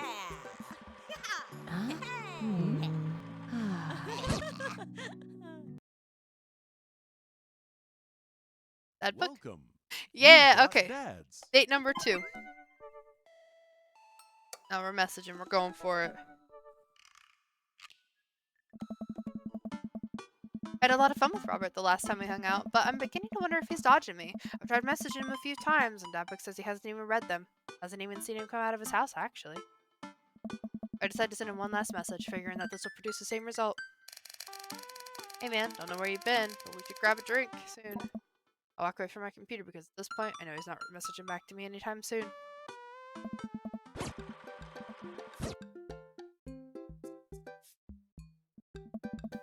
Oh, there's more cherries.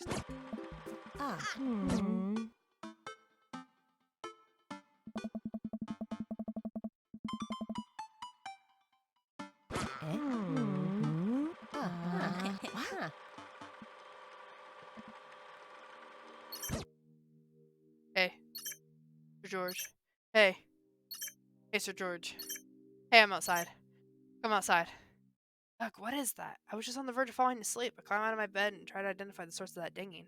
My computer screen illuminates the dark room. I walk over to it, read it, ready to turn it off when I notice what's happening on screen. Don't make me honk. I will honk. Get out here. I look out my window, and sure enough, there's Robert leaning up against his pickup truck in my driveway. I open my door and try to figure out what's going on. Hey! Hey? Wanna hang? I was kinda sleeping. That's no fun. Come on. Or come hang out. I would argue that sleep was very fun, but I don't have to be anywhere in the morning. Might as well live a little. Sure. Cool. You plan on going out like that? I look down and realize that I am, in fact, not wearing pants. I mean, I don't mind. Right, 1 second. I run inside and throw home my going out pants, shoes, and a jacket. I grab my keys and meet Robert back outside. Ready? Ready. Hop in. I jump into the passenger seat of his old red pickup truck. I have to move a few empty cigarette packets and gas station receipts out of the way before I can sit. Robert silently starts the car and we drive out of the cul-de-sac. Hey. We sit right, baby. You like Tom Waits? Before I can even answer, Robert turns up the radio. Yep, that's Tom Waits, alright. He lights a cigarette and cracks the windows. We drive together in silence. Oh, where are we going? Robert doesn't respond. Robert? Oh, I heard you. He still doesn't answer my question, and I look out the window and notice that Robert's taking us to the highway. I told him my thumbs. Well, whatever I've got myself into. Looks like I'm in it for the night. I settle into my seat and watch the streetlights pass. I glance over to Robert, who's driving intently. He looks tired.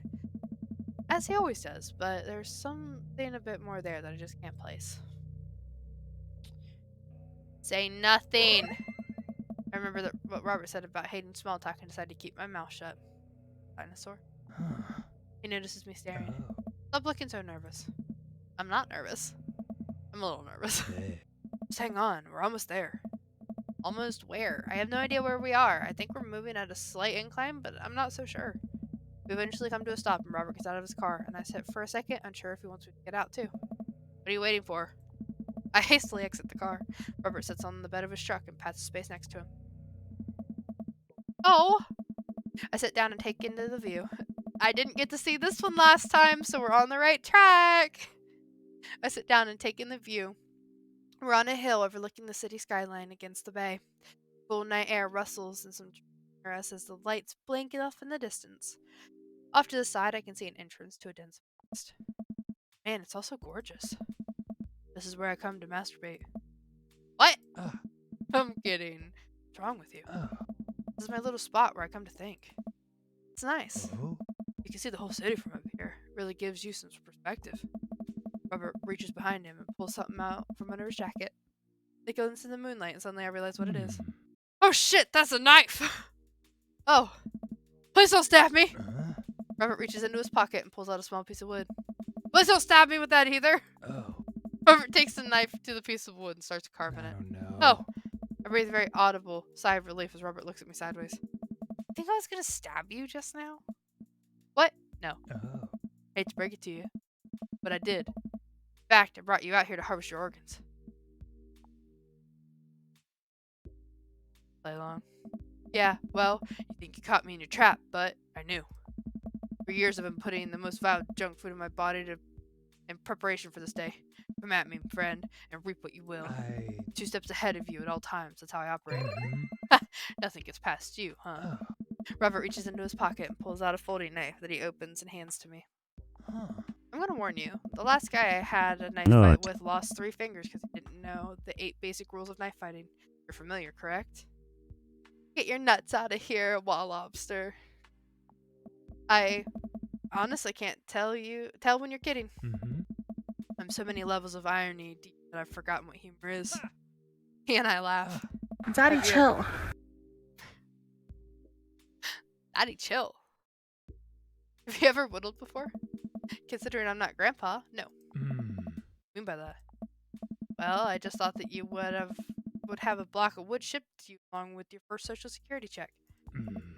George, I'll have you know that whittling is a time-honored tradition enjoyed by both you young and old alike. That you're dismissing it before you've even tried it speaks volumes about your character. Mm. However, because I've gotten to know you for some time and I've come to think of us as friends, I'm to attribute it to ignorance instead of malice.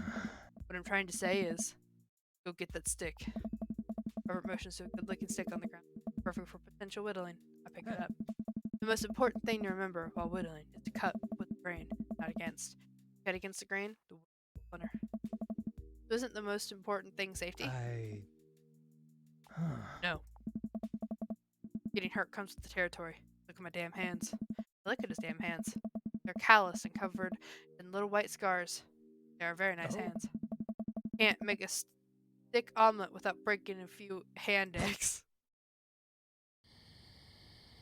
Knife that wood.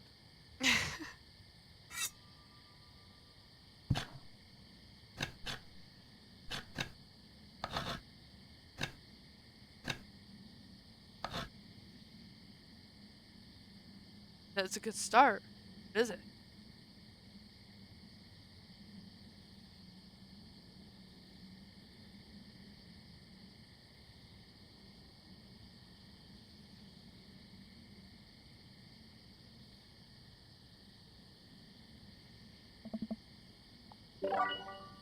Get a useless knitting needle. I had to make sure it was the right answer.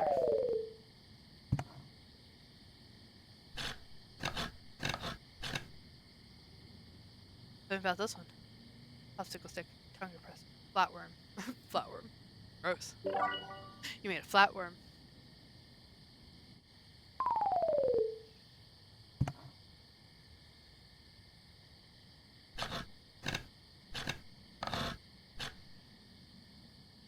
Story here. Toothpick. Bubble popper. Puffer.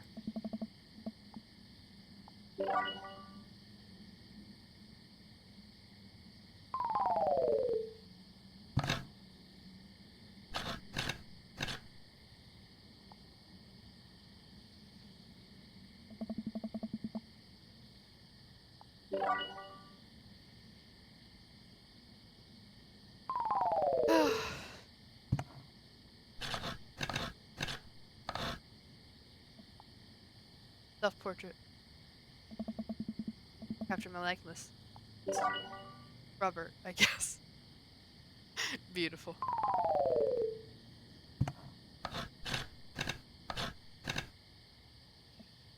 Actually, Have here.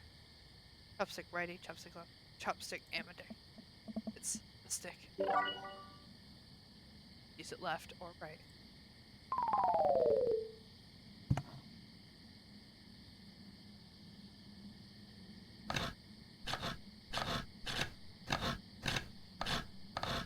Going for it here. A new friend. It's beautiful. Happy for you. Oh, look at him. I made a new friend.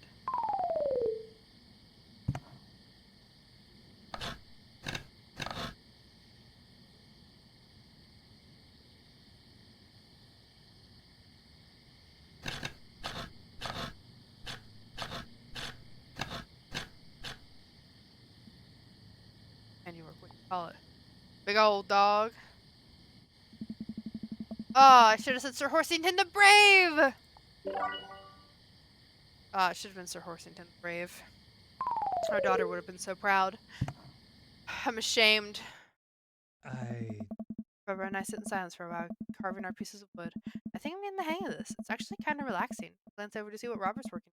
Carving a smaller wooden knife. Ah! While I'm distracted, the knife slices into my thumb. Blood gushes all over my little wooden carving. Robert is lost in carving. It doesn't. Robert still doesn't notice. Robert, I'm dying. I'm bleeding to death. Robert finally looks over. Hey. He reaches into his jacket again. Jesus, how much stuff does this guy keep in there? And pulls out a red bandana. He wraps it around my thumb. Pull tight. I hop off the truck and he hops off the truck and I can hear him rummaging around his car. He comes back a moment later with a well-stocked first aid. Robert carefully wipes all the blood off my hand and swipes a bit of antiseptic on the cut. With surprising gentleness, he places a bit of gauze around the wound, wraps it all up. You okay? Yeah, good. He hands me what's left of the tube of antiseptic. Make sure to keep that cut clean. It's oddly touching and a little sexy. I guess I'm a real whittler now. Oh.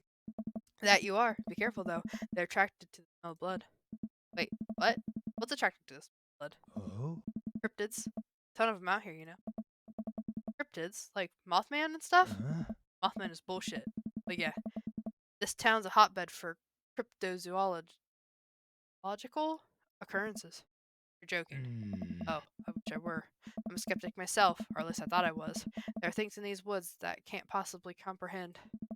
Think about my entire time in the city. Aside from the occasional stray coyote, I don't think it's too bad. You ever hear of the Dover Ghost? I don't think so. Hey. Well, let me tell you a story. I was out in the woods here on a weekend camping trip with Betsy. You don't know Betsy. Big old pup. Pitbull. Real intimidating. Feel safe around her. First night goes without incident. Solitude. Betsy gets to pee wherever she wants. All good stuff.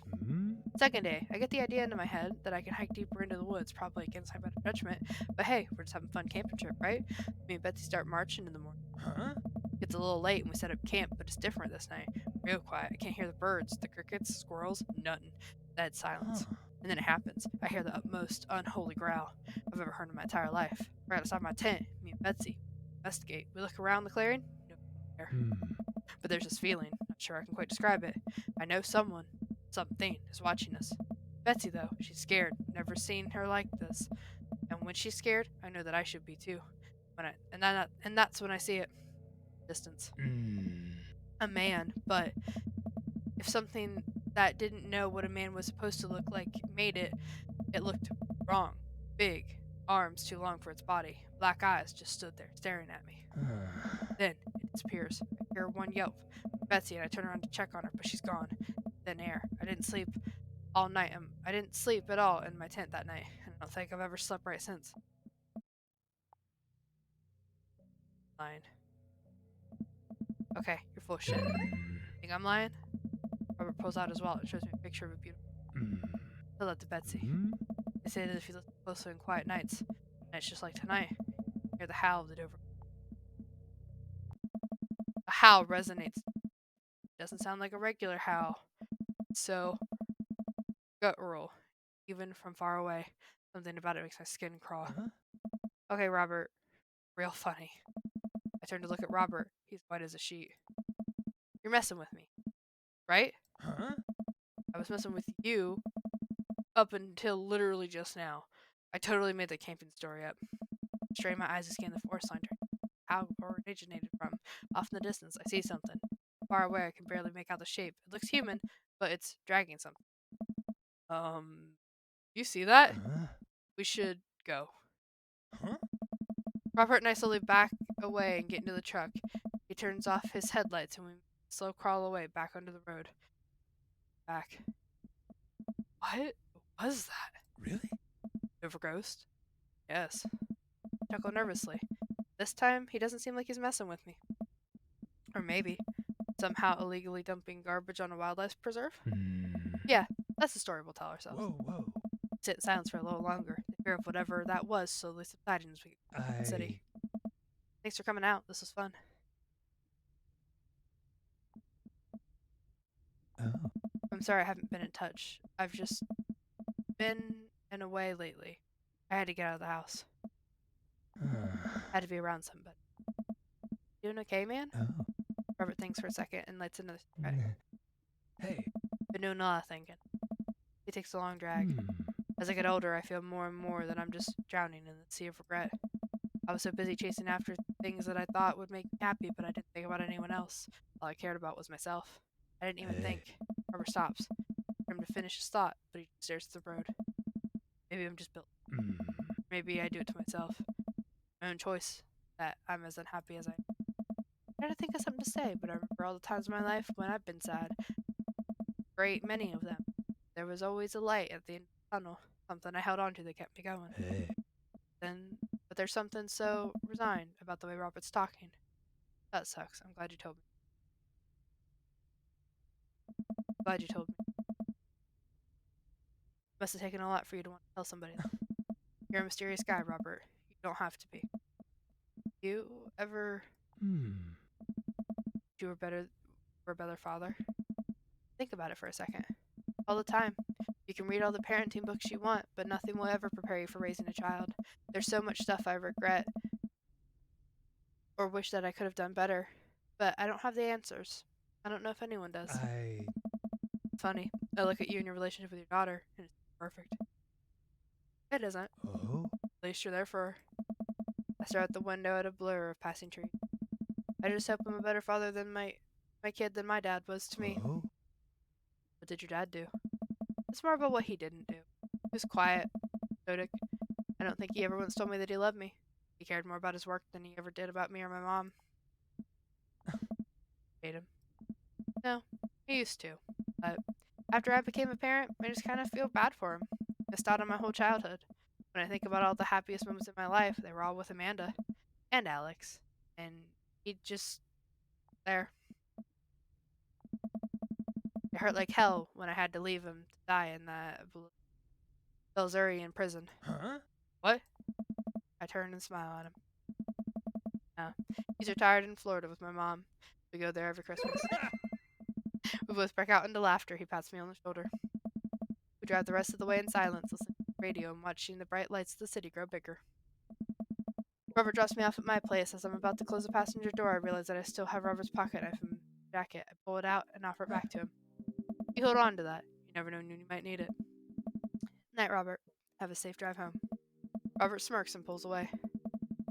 He then immediately pulls into his driveway, which is one over from mine. He gets out and waves. I tiptoe into the house, careful not to wake up Amanda.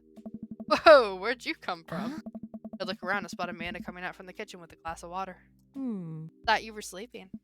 Oh, Robert woke me up to go cryptid hunting. Yeah. You know the Mothman is bullshit, right? Amanda, You know what? It's fine. Eh? Think about the conversation I had with Robert in the car as Amanda starts walking towards me. Hey, Amanda. Stops. I love you. It's weird when you say it outright and sincere like that, but I love you too. Night. I chuckle to myself, then finally decide to go to bed. Aw, look at us.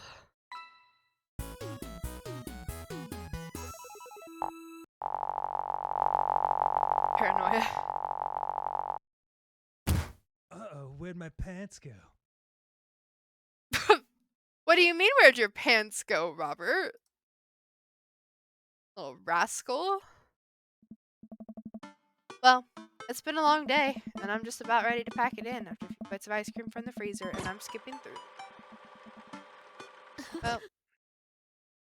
Oh. I didn't mean that! I didn't mean that! We're loading back up. You load back in there, and you ask her what is wrong.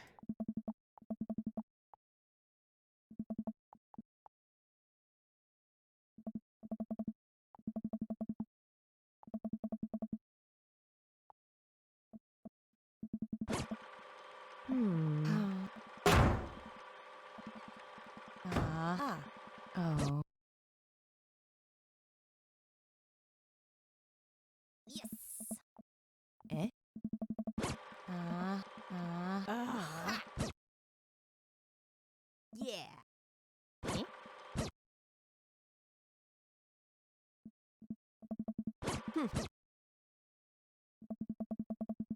Ah. Oh. Oh. Oh.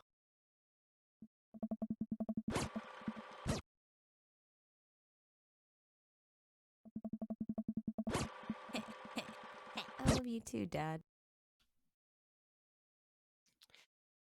There's Welcome. a ending that got you can get bags. that is like be a bad dad, but I just can't do it to Amanda. I can't force myself to go through there and not be there for her.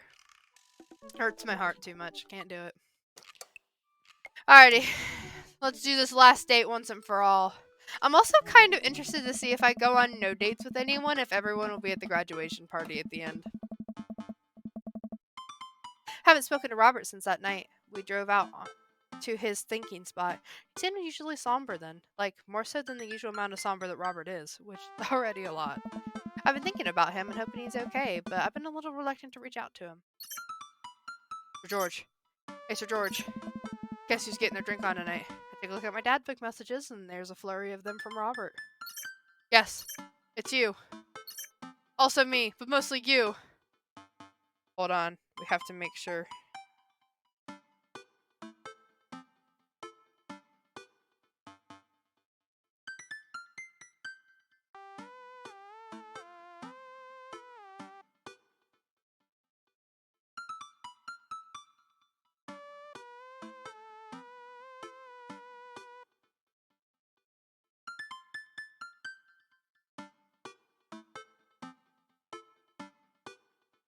Yeah, dude. You. Back to Robert. Robert, buddy, tonight we ride. Yes! Meet me at Jim and Kim's at 8 p.m. Not that I'm unappreciative, but I think this is the first time that Robert's given me more than an hour's warning before hanging out. Amanda! Amanda pops her head into the hallway. Music I don't recognize, but I'm from her room. Oh. What's up? I'm hanging out with Robert later tonight. Okay, cool. Robert, who's my friend. I have friends. I'm happy for you, Dad. People enjoy my company, Amanda. Oh. Dad, I'm so happy for your continued development as a human. What do you listen to? Dad shit.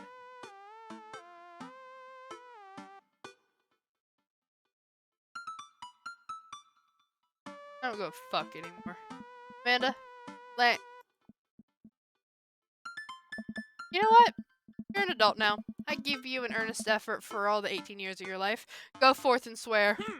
Fuck yeah! Really hope I don't regret this later.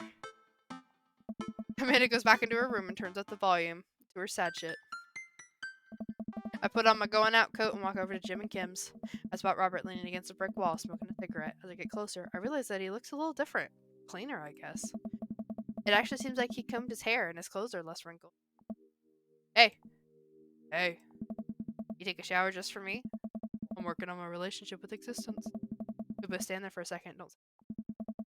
Robert finishes his cigarette and abruptly goes inside. Follow him. By the time I get inside, Robert's already at the bar ordering 2 whiskeys. I spot a booth in the back and claim it for us. Robert slides in and hands me a glass. To you. Here's to your continued existence. We clink whiskeys, and I watch him sip his, rather than his traditional approach of slamming the whiskey back as quickly as possible. What's the plan for tonight? Hit some other bars, maybe grab a pizza. I think that'll kill some time before we go burn down that old abandoned house in the woods. It's definitely not as fun if it's abandoned. Mary pops over the back of the booth, a glass of wine in her hand. She punches Robert in the shoulder. Where was my phone call? Sorry, I figured you were busy sinking teeth into some poor sap. I am. He's right here. I look around the booth to see a guy sitting across from her. He waves meekly. Come on. You replacing me with the new kid? Mary, I could never replace you, whether I wanted to or not. Mary leaves her booth and slides in next to Robert. The guy she was sitting to looks mildly relieved. She eyes Robert clean pressed clothes up and down suspiciously. What? You got a court date coming up? He'd never convinced the jury. He would have had to shave first. Seriously though, what's up with you? Robert stares down at his drink. Suddenly he looks serious. It's Pappy. Doctor says it's cirrhosis of the liver. I told that old bag of bones to quit it with the sauce, but it's all he's ever known, especially since Ma's gone. That's why I invited you out tonight. Just to alone. Oh, come on. George, don't be an asshole. You know, one thing Robert doesn't joke about is his Pappy. Whoops. They're giving him 2 months. I gotta help him straighten out his affairs. Robert, I'm so sorry. Robert looks long at his whiskey, eyeing down below with the bar's lights. I am yet to fall asleep. Bull, oh my gosh! You poor thing, you gotta be so tired. I look at his life, and I look at mine, and I know history is just doomed to repeat itself. Oh my god. I'm just kidding. He's retired with his new girlfriend in Acapulco. They watch the sunset every night. Probably screw like donkeys.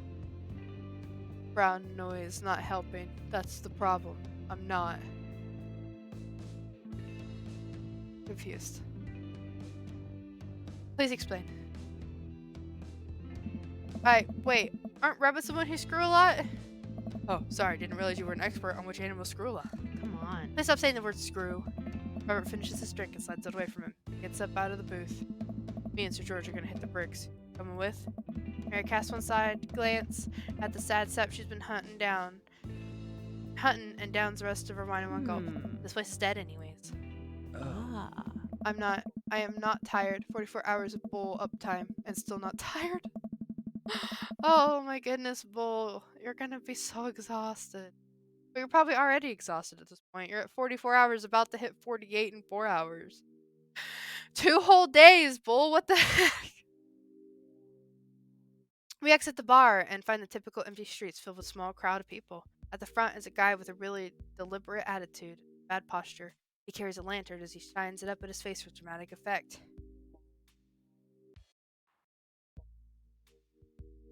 Oh, sorry, I had to sneeze. I am at the point of being awake where it's just nothing. I'm not tired. Oh. What's going on? Looks like it's one of those walking ghost tours. They do that in this part of town all the time. But also have 50% of my energy.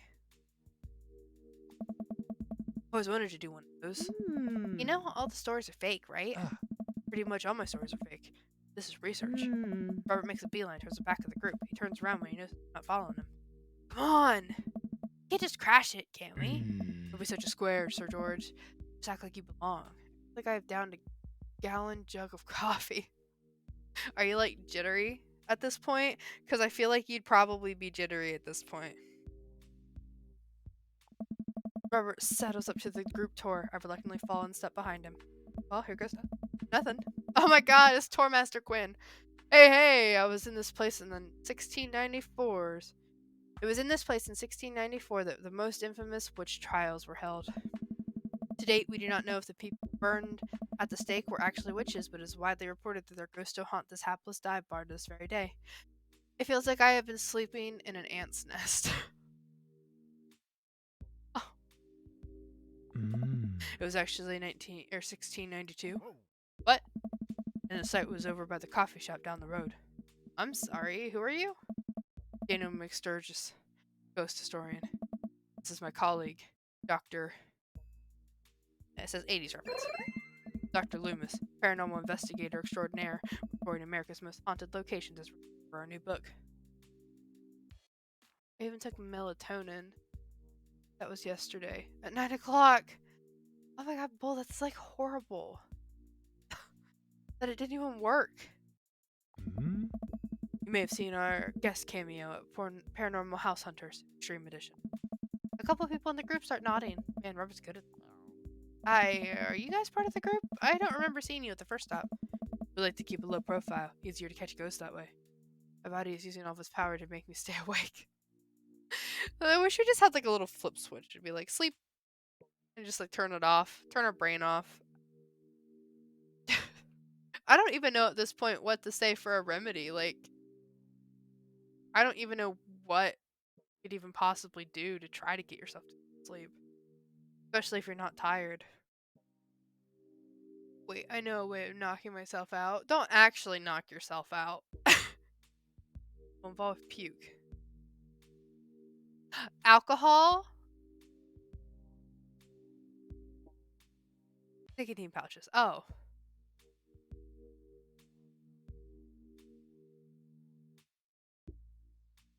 Wouldn't that make you stay up more? Hey. They've definitely been here. Been standing next to him the whole time. 2 of them and fucking gone.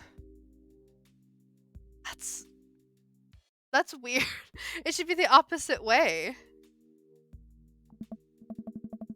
They make you relaxed. Thank you, random lady who I do not know. Mm. As I was saying, the epicenter of paranormal activity can be found at the Coffee Spoon over there. The man who runs it has been plagued by hauntings since he signed the lease. Damn near driven him mad. Oh. Whatever you want to say is cool, I guess. It's your tour. Hey. I didn't know that about Matt. Wait, Robert's making this up.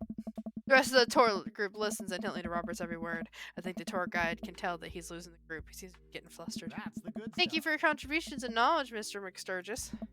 Let's move on to the next haunted location. Robert, Mary, and I follow the group down the street. That tour guide shirt's cool. Yeah, one in the group gets one if we make it to the final location. I turn to Robert and grab him by the shoulders. I need that t-shirt! Mhm. Well, guess we're in this for the long haul then. Just follow my lead. Don't arouse too much suspicion. We'll have a cool ghost shirts in no time. Oh. Hey. Yeah, we will. Go with something I know.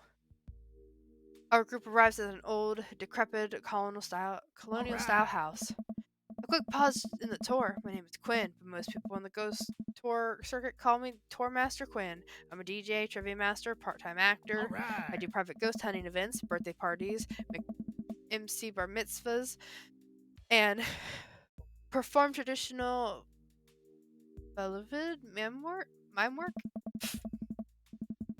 Master Quinn gives out headshots to all of us. His resume's on the back. Stage combat expertise. Anyways, here's a little bit of history for you. His home was noted American author Dorothy Pembroke, whose prose was wildly popular in the 19th century. It was in the attic of this very home where she wrote such classics: The Diaries of the Victorian Mistress, Lady Fitzwilliam's Courtship, and Ghost of Sea Captain Reginald Barclay. She unfortunately died of the consumption shortly after the turn of the century. Several people have reported that on some nights you can see a light from the attic, where the ghost of Miss Pembridge continued to work on her latest bestseller. I guess you could say that she was consumed by her work. Tired all the time. I'm sad. No reaction from the crowd. This guy needs to work on dad jokes. Actually, consumption is a popular cover-up. Little known fact is that it was murder-suicide. Alright. I'm pretty sure she died of consumption. Sure. And we definitely didn't hire Stanley Kubrick to elaborately fake the moon. That's the watered-down, censored version they teach you in school. But if you can't handle the real story, I understand. It's not for the faint of hearts. Can we... Ah. I think everyone would much rather hear what this world-renowned ghost hunter Aye. has to say.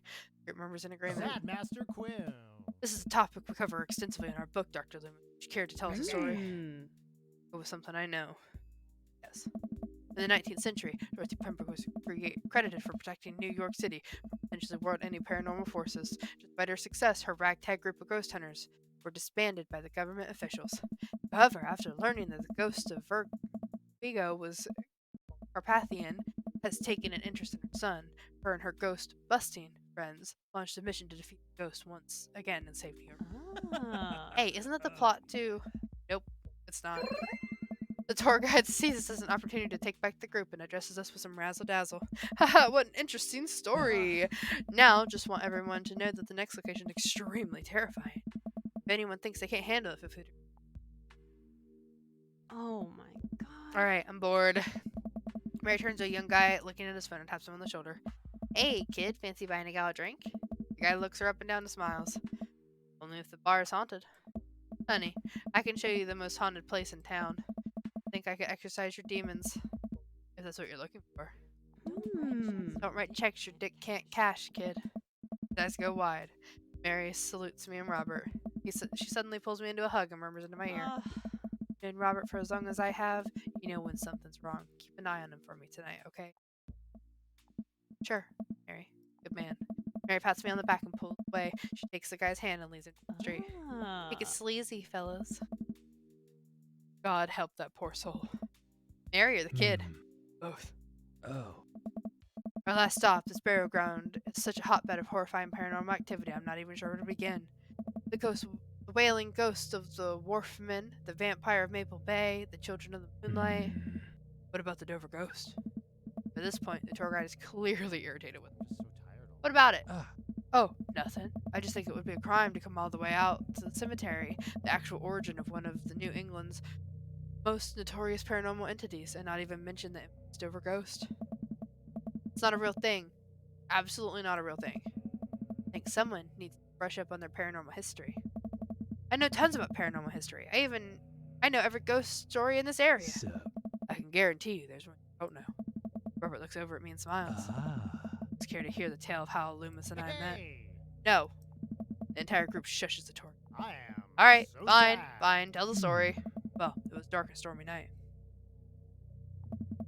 I wasn't always a paranormal investigator. Way back when, I was just a That's the good stuff. traveling grifter. Moving from town to town, always looking for my next mark. It wasn't an easy life, but I had fun. Taken from the rich, given to the poor. Actually, also taking from the poor. I had a shaky moral foundation. I happened upon a quiet town in Maple Bay quite by accident, but little did I know that the city had a dark side. Now, about the same time, I was just starting out as an apprentice to a rather famous ghost hunter who was a family friend of mine. I carried the equipment, operated the EVP machine, and all that. Wait, Oh. yes? Who was the famous? Oh. Well, I don't like to name drop, but Georgia Mathers. Her group gasped. Ah! Georgia Mathers? She's a legend. You know her? Hmm? Knew her. Amazing woman. Died mysteriously. Miss you, Georgia. Hey. Anyways, we were in Maple Bay investigating some reports of strange lights and sounds coming from the cemetery late at night. Now that we had been warned by the old crypt keeper that this was highly dangerous, but Georgia was never one to shy away from an adventure. We camped out in the center of the cemetery at straight. We endured your so-called wailing watchman. Wailing ghost of the wharfman? Whatever. Your stupid vampire was just a teenager in a mask. But the Dover ghost? Man, tell him, Loomis. Hey. So, there I was, just walking back to my hotel after a long day of working a couple short cons. Classic pigeon drop scam. Pulling out feelers for a rip deal. I was going to steal a baby. Probably. Rich. I found myself walking past this very cemetery. Now, I was never a very superstitious man, but something seemed off. I could hear some sort of commotion happening deep in the graveyard, and I felt compelled to investigate. Thank God you did. Georgia and I were conducting a seance in the mausoleum. At first, things were pretty normal, but after about an hour, everything went south. Playing back the EVP meter, we were able to hear a single word. Run. The air suddenly went cold. Something was very, very wrong. I knew we weren't alone. I started to hear this faint, distant, scraping noise. Something being dragged across the ground. It got louder and louder until it was deafening. Some kind of demented howl. I don't know. And then I felt it. Something, grabbed my ankle. Robert has a whole crowd hook, line, sinker. You could hear a pin drop. I've only cried twice in my life. Once was at the birth of my daughter, and the other was when that thing started dragging me. Wasn't sure where it was taking me, but I knew it was no place I wanted to go. I was sure I was going to die. The moment I crossed the gates into the cemetery, I heard this god-awful screeching. I ran into the mausoleum just in time to see a man being pulled across the floor by God. To this day, the mere thought of it ties my stomach in knots. It looks like a man, but like Robert. Like someone who didn't know what a man was supposed to look like and tried to put one together. The arms were too long, its eyes glowed red. It's like walking shadow. What I do? What any good person would do. I lunged for... Shoot, what was his fake name again? Daniel McSturgis. Daniel. I grabbed his hand and entered tug of war with the unholiest of forces. I thought I was going to be torn in half. But I had God on my side. The pocket Bible I always kept on me fell out of my shirt pocket, and to this day I can remember what passage it opened up to. 12:17. 12:7. Then shall the dust return to the earth as it was.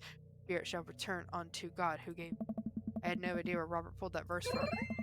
With a horrifying growl, the entity finally relented. Daniel and I collapsed onto the ground, exhausted, both covered in blood. Damn that creature. Clawed into my chest, got me real good. I had to get 16 stitches. Robert pulls down the collar of his shirt to reveal a long, wicked scar across his X. And that's how I got this scar. I followed Georgia Mathers to the end of the earth. Exorcisms, demons, poltergeists that threw our equipment across the room, but I'd never seen Georgia so scared. Never the same after that, and neither was I. Watching what happened to Daniel and Georgia shook my faith, but I came out of that experience a better man and a better friend. And we've been brothers ever since.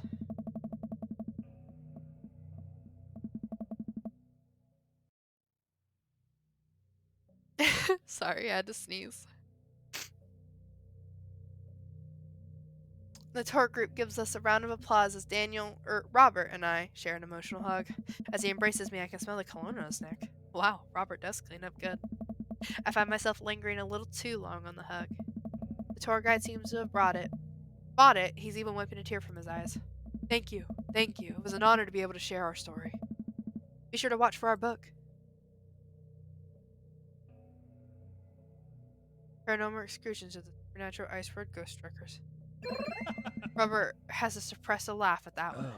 Well, I think you both definitely earned your t-shirts. The tour guide hands us the coveted t-shirts and slips us both his business cards. He leans, if ever need a professional actor, an animal artist, Elvis impersonator, or nude model, please don't hesitate to contact me. Got it, buddy. After a couple of tourists take selfies with us, we split away from the group and walk home. Interesting. That was incredible. I really can't believe they bought all that. I didn't know you had it in you, Sir George. Excuse me, Dr. Loom. That bit about the pocket Bible was aces, though given the Dover ghost glowing red eyes was a little cliche. And the Kubrick conspiracy theorist bit wasn't? All part of the character. Well, we got the shirts out of it. We arrive in front of Robert's house. Want to have a drink? Is that even a question? Robert, how long have you known me? You really think I would turn down the opportunity to share a fine alcoholic beverage with my treasured friend and accomplice, Mr. Bobbert Smalls? If you ever call me Bobbert again, I'm gonna kick you right in the shins. Both of them. And you can expect an angry phone call from my orthopedist in the morning. Bobbert. Robert just laughs and starts unlocking his door. My shins start live to die another day. Robert leads me inside. I can't help but think about what Mary said to me. Robert did seem a little bit off, but that completely disappeared when we were joking with the ghost tour. I don't know. He's hard to read. While I'm thinking, I hear claws skittering across the floor. Oh god, it's his pit bull. I'm about to be torn to shreds. That is a very, very controversial thing to say, Mr. Sir George. You take that back. They are beautiful animals and they don't deserve to be scrutinized. I shut my eyes tight and brace for impact. Betsy! Hey! Be nice! I don't feel anything, but tiny paws scratching at my shoes. I open my eyes. Betsy? Robert Stark jumps away from me, running around in circles and sniffing Robert's legs. He pats her on the head. Look at little Betsy! Hey, that's not a pit bull. This is the cutest, dumbest Boston Terrier I have ever seen. Betsy, you're not a pit bull? You weren't taken by the Dover ghost? Betsy's made of tougher stuff than that, ain't you, girl? Betsy rolls over some well-deserved belly rub. I just keep a picture of a large pit bull in my wallet in case of emergency. Comedic emergency. We make our way to Robert's living room for a quiet man with arguably the oldest pickup truck that can be legally driven. This place is amazing. There are sleek modern appliances throughout the room with a big flat-screen TV mounted to the wall. He has shelves upon shelves of DVDs. Guess he wasn't lying about being really into cinema. He pours us both glasses of whiskeys from the well-stocked bar in the corner, while Betsy curls up into a pile of cushions. So, how did you really get that scar? And don't tell me you got it fishing for Alaskan king crabs in the Bering Sea or something. You trained me too well. Robert laughs and takes a sip of his drink. My daughter and I were riding our bikes. I hit a rock, flew over the handlebars, and went to the hospital. That's it. Not a very interesting story. I heard you talk about your daughter. Well, I have one. That's her. Points to a picture on the wall of a very serious little girl with dark eyes. Yep, that's definitely Robert's daughter. How old is she? 25, 26? Not too sure. She live around here? Really? No. Val lives back home in Brooklyn. Works at some new media online magazine thing. Makes buckets though. Hmm. Suddenly seems really serious. I probably shouldn't press him. Hey. Like Santana? Yes. Mm. Great. Robert puts on Santana and takes a seat on the couch next to me. Suddenly downs his drink in one gulp. Hey. Alright. Hi. Robert leans in and kisses me, the taste of whiskey burning my lips. I'm surprised at first, but slowly relaxes in his arms. He pulls away slightly, his lips barely brushing against my mouth. I am now. I can't say anything. At best, managing a sigh. Robert leans in again, kissing me harder. He pulls my bottom lip between his teeth and bites lightly, sliding a hand under my shirt. My heart pounds in my chest as he lies us both down on the couch. He kisses a trail down my neck, his teeth grazing my skin.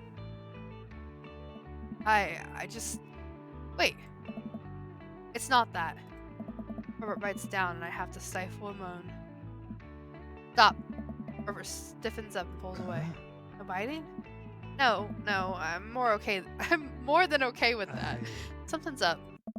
Robert runs a hand through his hair and looks away. I'm fine. I've just been kind of stressed out, tired, not a big deal. Oh shit! Listen, I want this as badly as you do, but I know something's wrong. I need to make sure that you're okay. Robert stares at the ground. You don't know me that well, Sir George. I'm not a good person. Takes a deep breath. I spent my whole life only taking, and now here I am. I'm an old, broken man sitting on top of a pile of everything I've ever taken. But I want to know you. You don't have to keep hiding behind fake stories and acting like you don't have feelings. It's sighs heavily. It's Val. She's visiting him. Patch things up. Are you I'm sorry, but is this a bit? No. The last time you saw her. 3, 4, I think? Months? Years. I sit up straight. Jesus, Robert, what happened between you two? I don't want to talk about it. Robert and I sit in silence, neither of us wanting, both of us unsure what to do next. Fine.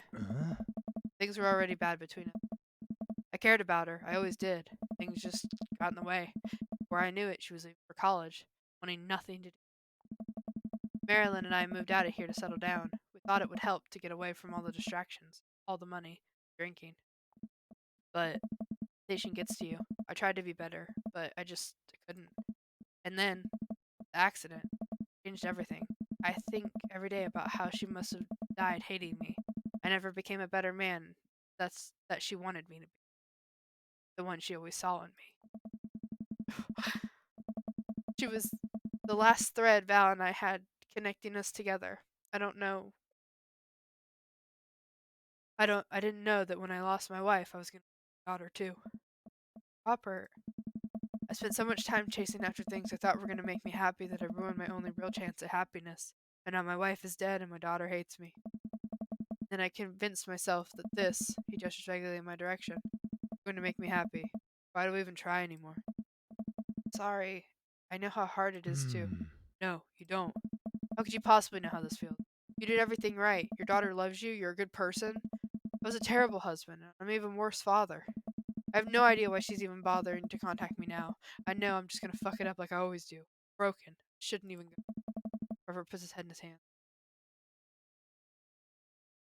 Tell him what he needs to hear. Nothing is going to change until you. Robert pauses. He looks at me.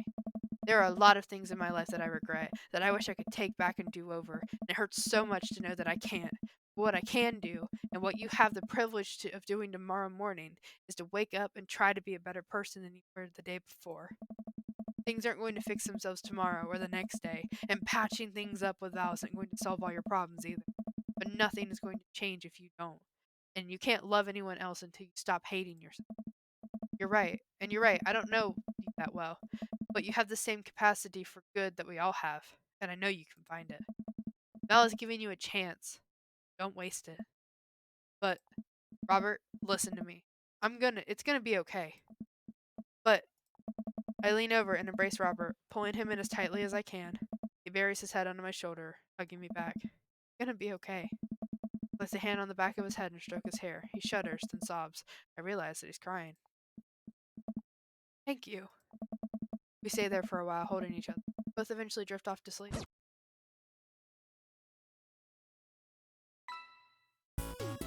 Pow!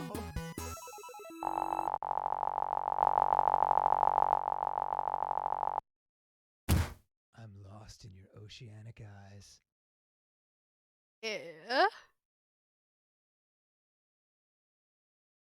We finally got the good ending. Okay, Hmm. beds. Ugh. Yes. Oh, they all still show up. Yes.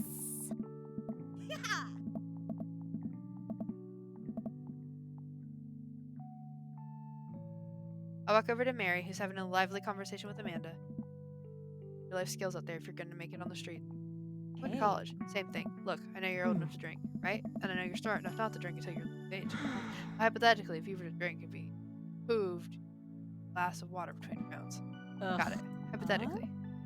Hmm. Ugh. Ah. Come on, Oh. Oh! I don't think I recognize that girl by the snack table. I should go say hello. Hi, I don't think we've met. Oh, we've met years ago. And I'm here for my revenge. You're Robert's kid, aren't you? Spot on. I guess that makes you Sir George, huh? Yeah, it's nice to meet you. I'm glad Robert brought you along. Promised there would be free food, so that's kind of a hard pass up. And look, I don't know you, but can I get real with you for a sec? My old man's a real closed book, you know. Me and him, we got a long way to go. You don't erase decades of neglect in a week, but you sure can get tired of staying angry about it. That kind of bitterness poisons you. I think I'm too young for that. Anyway, lately he's been better, a lot better, and between him shaving for once and how much he talks about you, I get the feeling you have something to do with it. So, thanks. Robert means a lot to me. I'm glad he's getting better. Just keep an eye on him while I'm not around, okay? Or else. What? Kidding. Or am I? I don't know why I'm like this. I think it runs in the family. Amanda trots up to the conversation. Hey, I love your necklace. And your hair. And just, geez, your whole vibe is cool. Thanks. I like your jacket. My girlfriend collects pins too. Oh, this is my daughter Amanda. Amanda, this is Robert's daughter Val. Nice meeting you. I heard you're a photographer. Aspiring photographer. I'm going to school for it. Take pictures? Yes. Then you're a photographer. Welcome to the biz. Val hands Amanda a business card. If you're ever looking for internships, shoot me an email. Anyways, I need to go make friends with that woman over there who's dual-wielding wine glasses. Catch you later. Val walks away. She's so cool. She gave me her business card. She touched my hand. Congrats. You just networked for the first time. I'm a regular business lady now. Quarterly projections, stock market, synergy. While you're making a fortune as a businesswoman, I gotta keep this party going. Catch you around, Pops. George. Bro. Bro.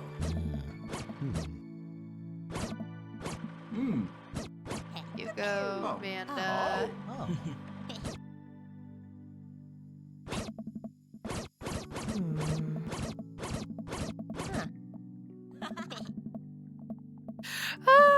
I can't wait to get to the end of this. Ugh. Pew. Pew. Hey, Robert. I take a seat next to Robert. The last guests make their way out of the party. Hey. Hey. Robert gestures vaguely to the snack table. Good stuff. Yep. So, I had a chance to talk to Val. Hi.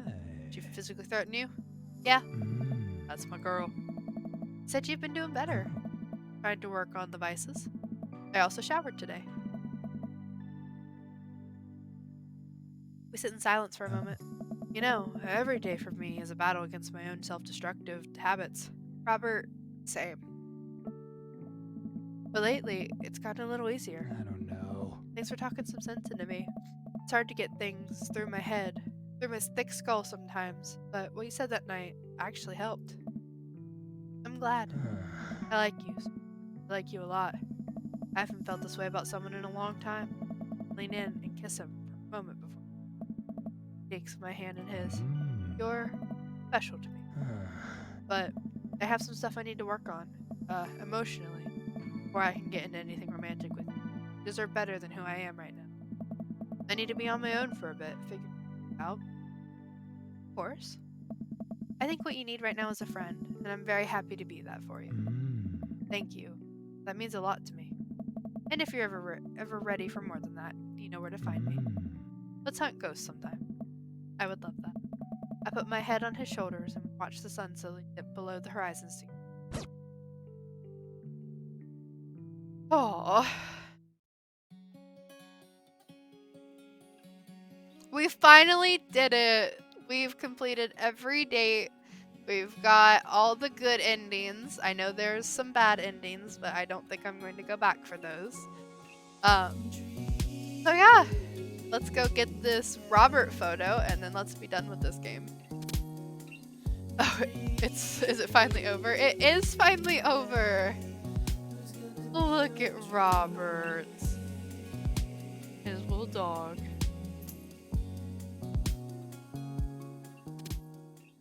My heart. No.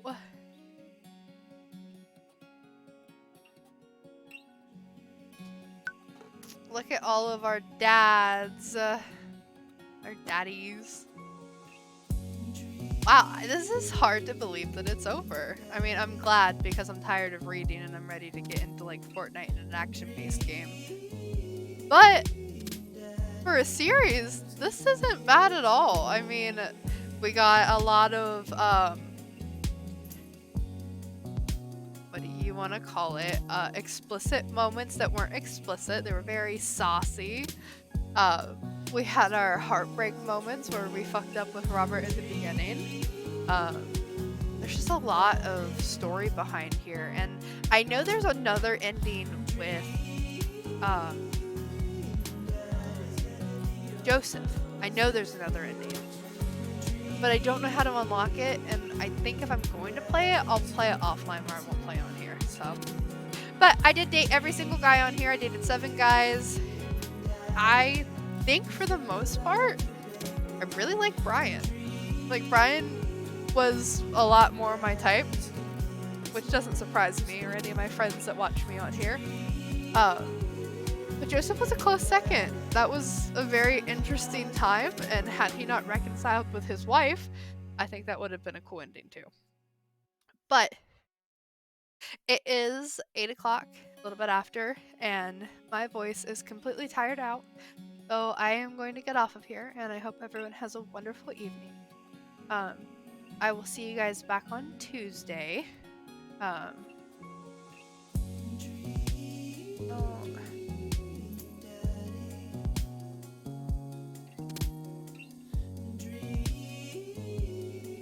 Trying to close it so I don't have to listen to the song. Although I love the song, I'm tired of listening to it. But I am gonna get off of here, so I hope everyone has a wonderful evening. Button again. Thank you all so much for watching, and we'll save you a seat. I'll see you guys next time. Much love, Raquel.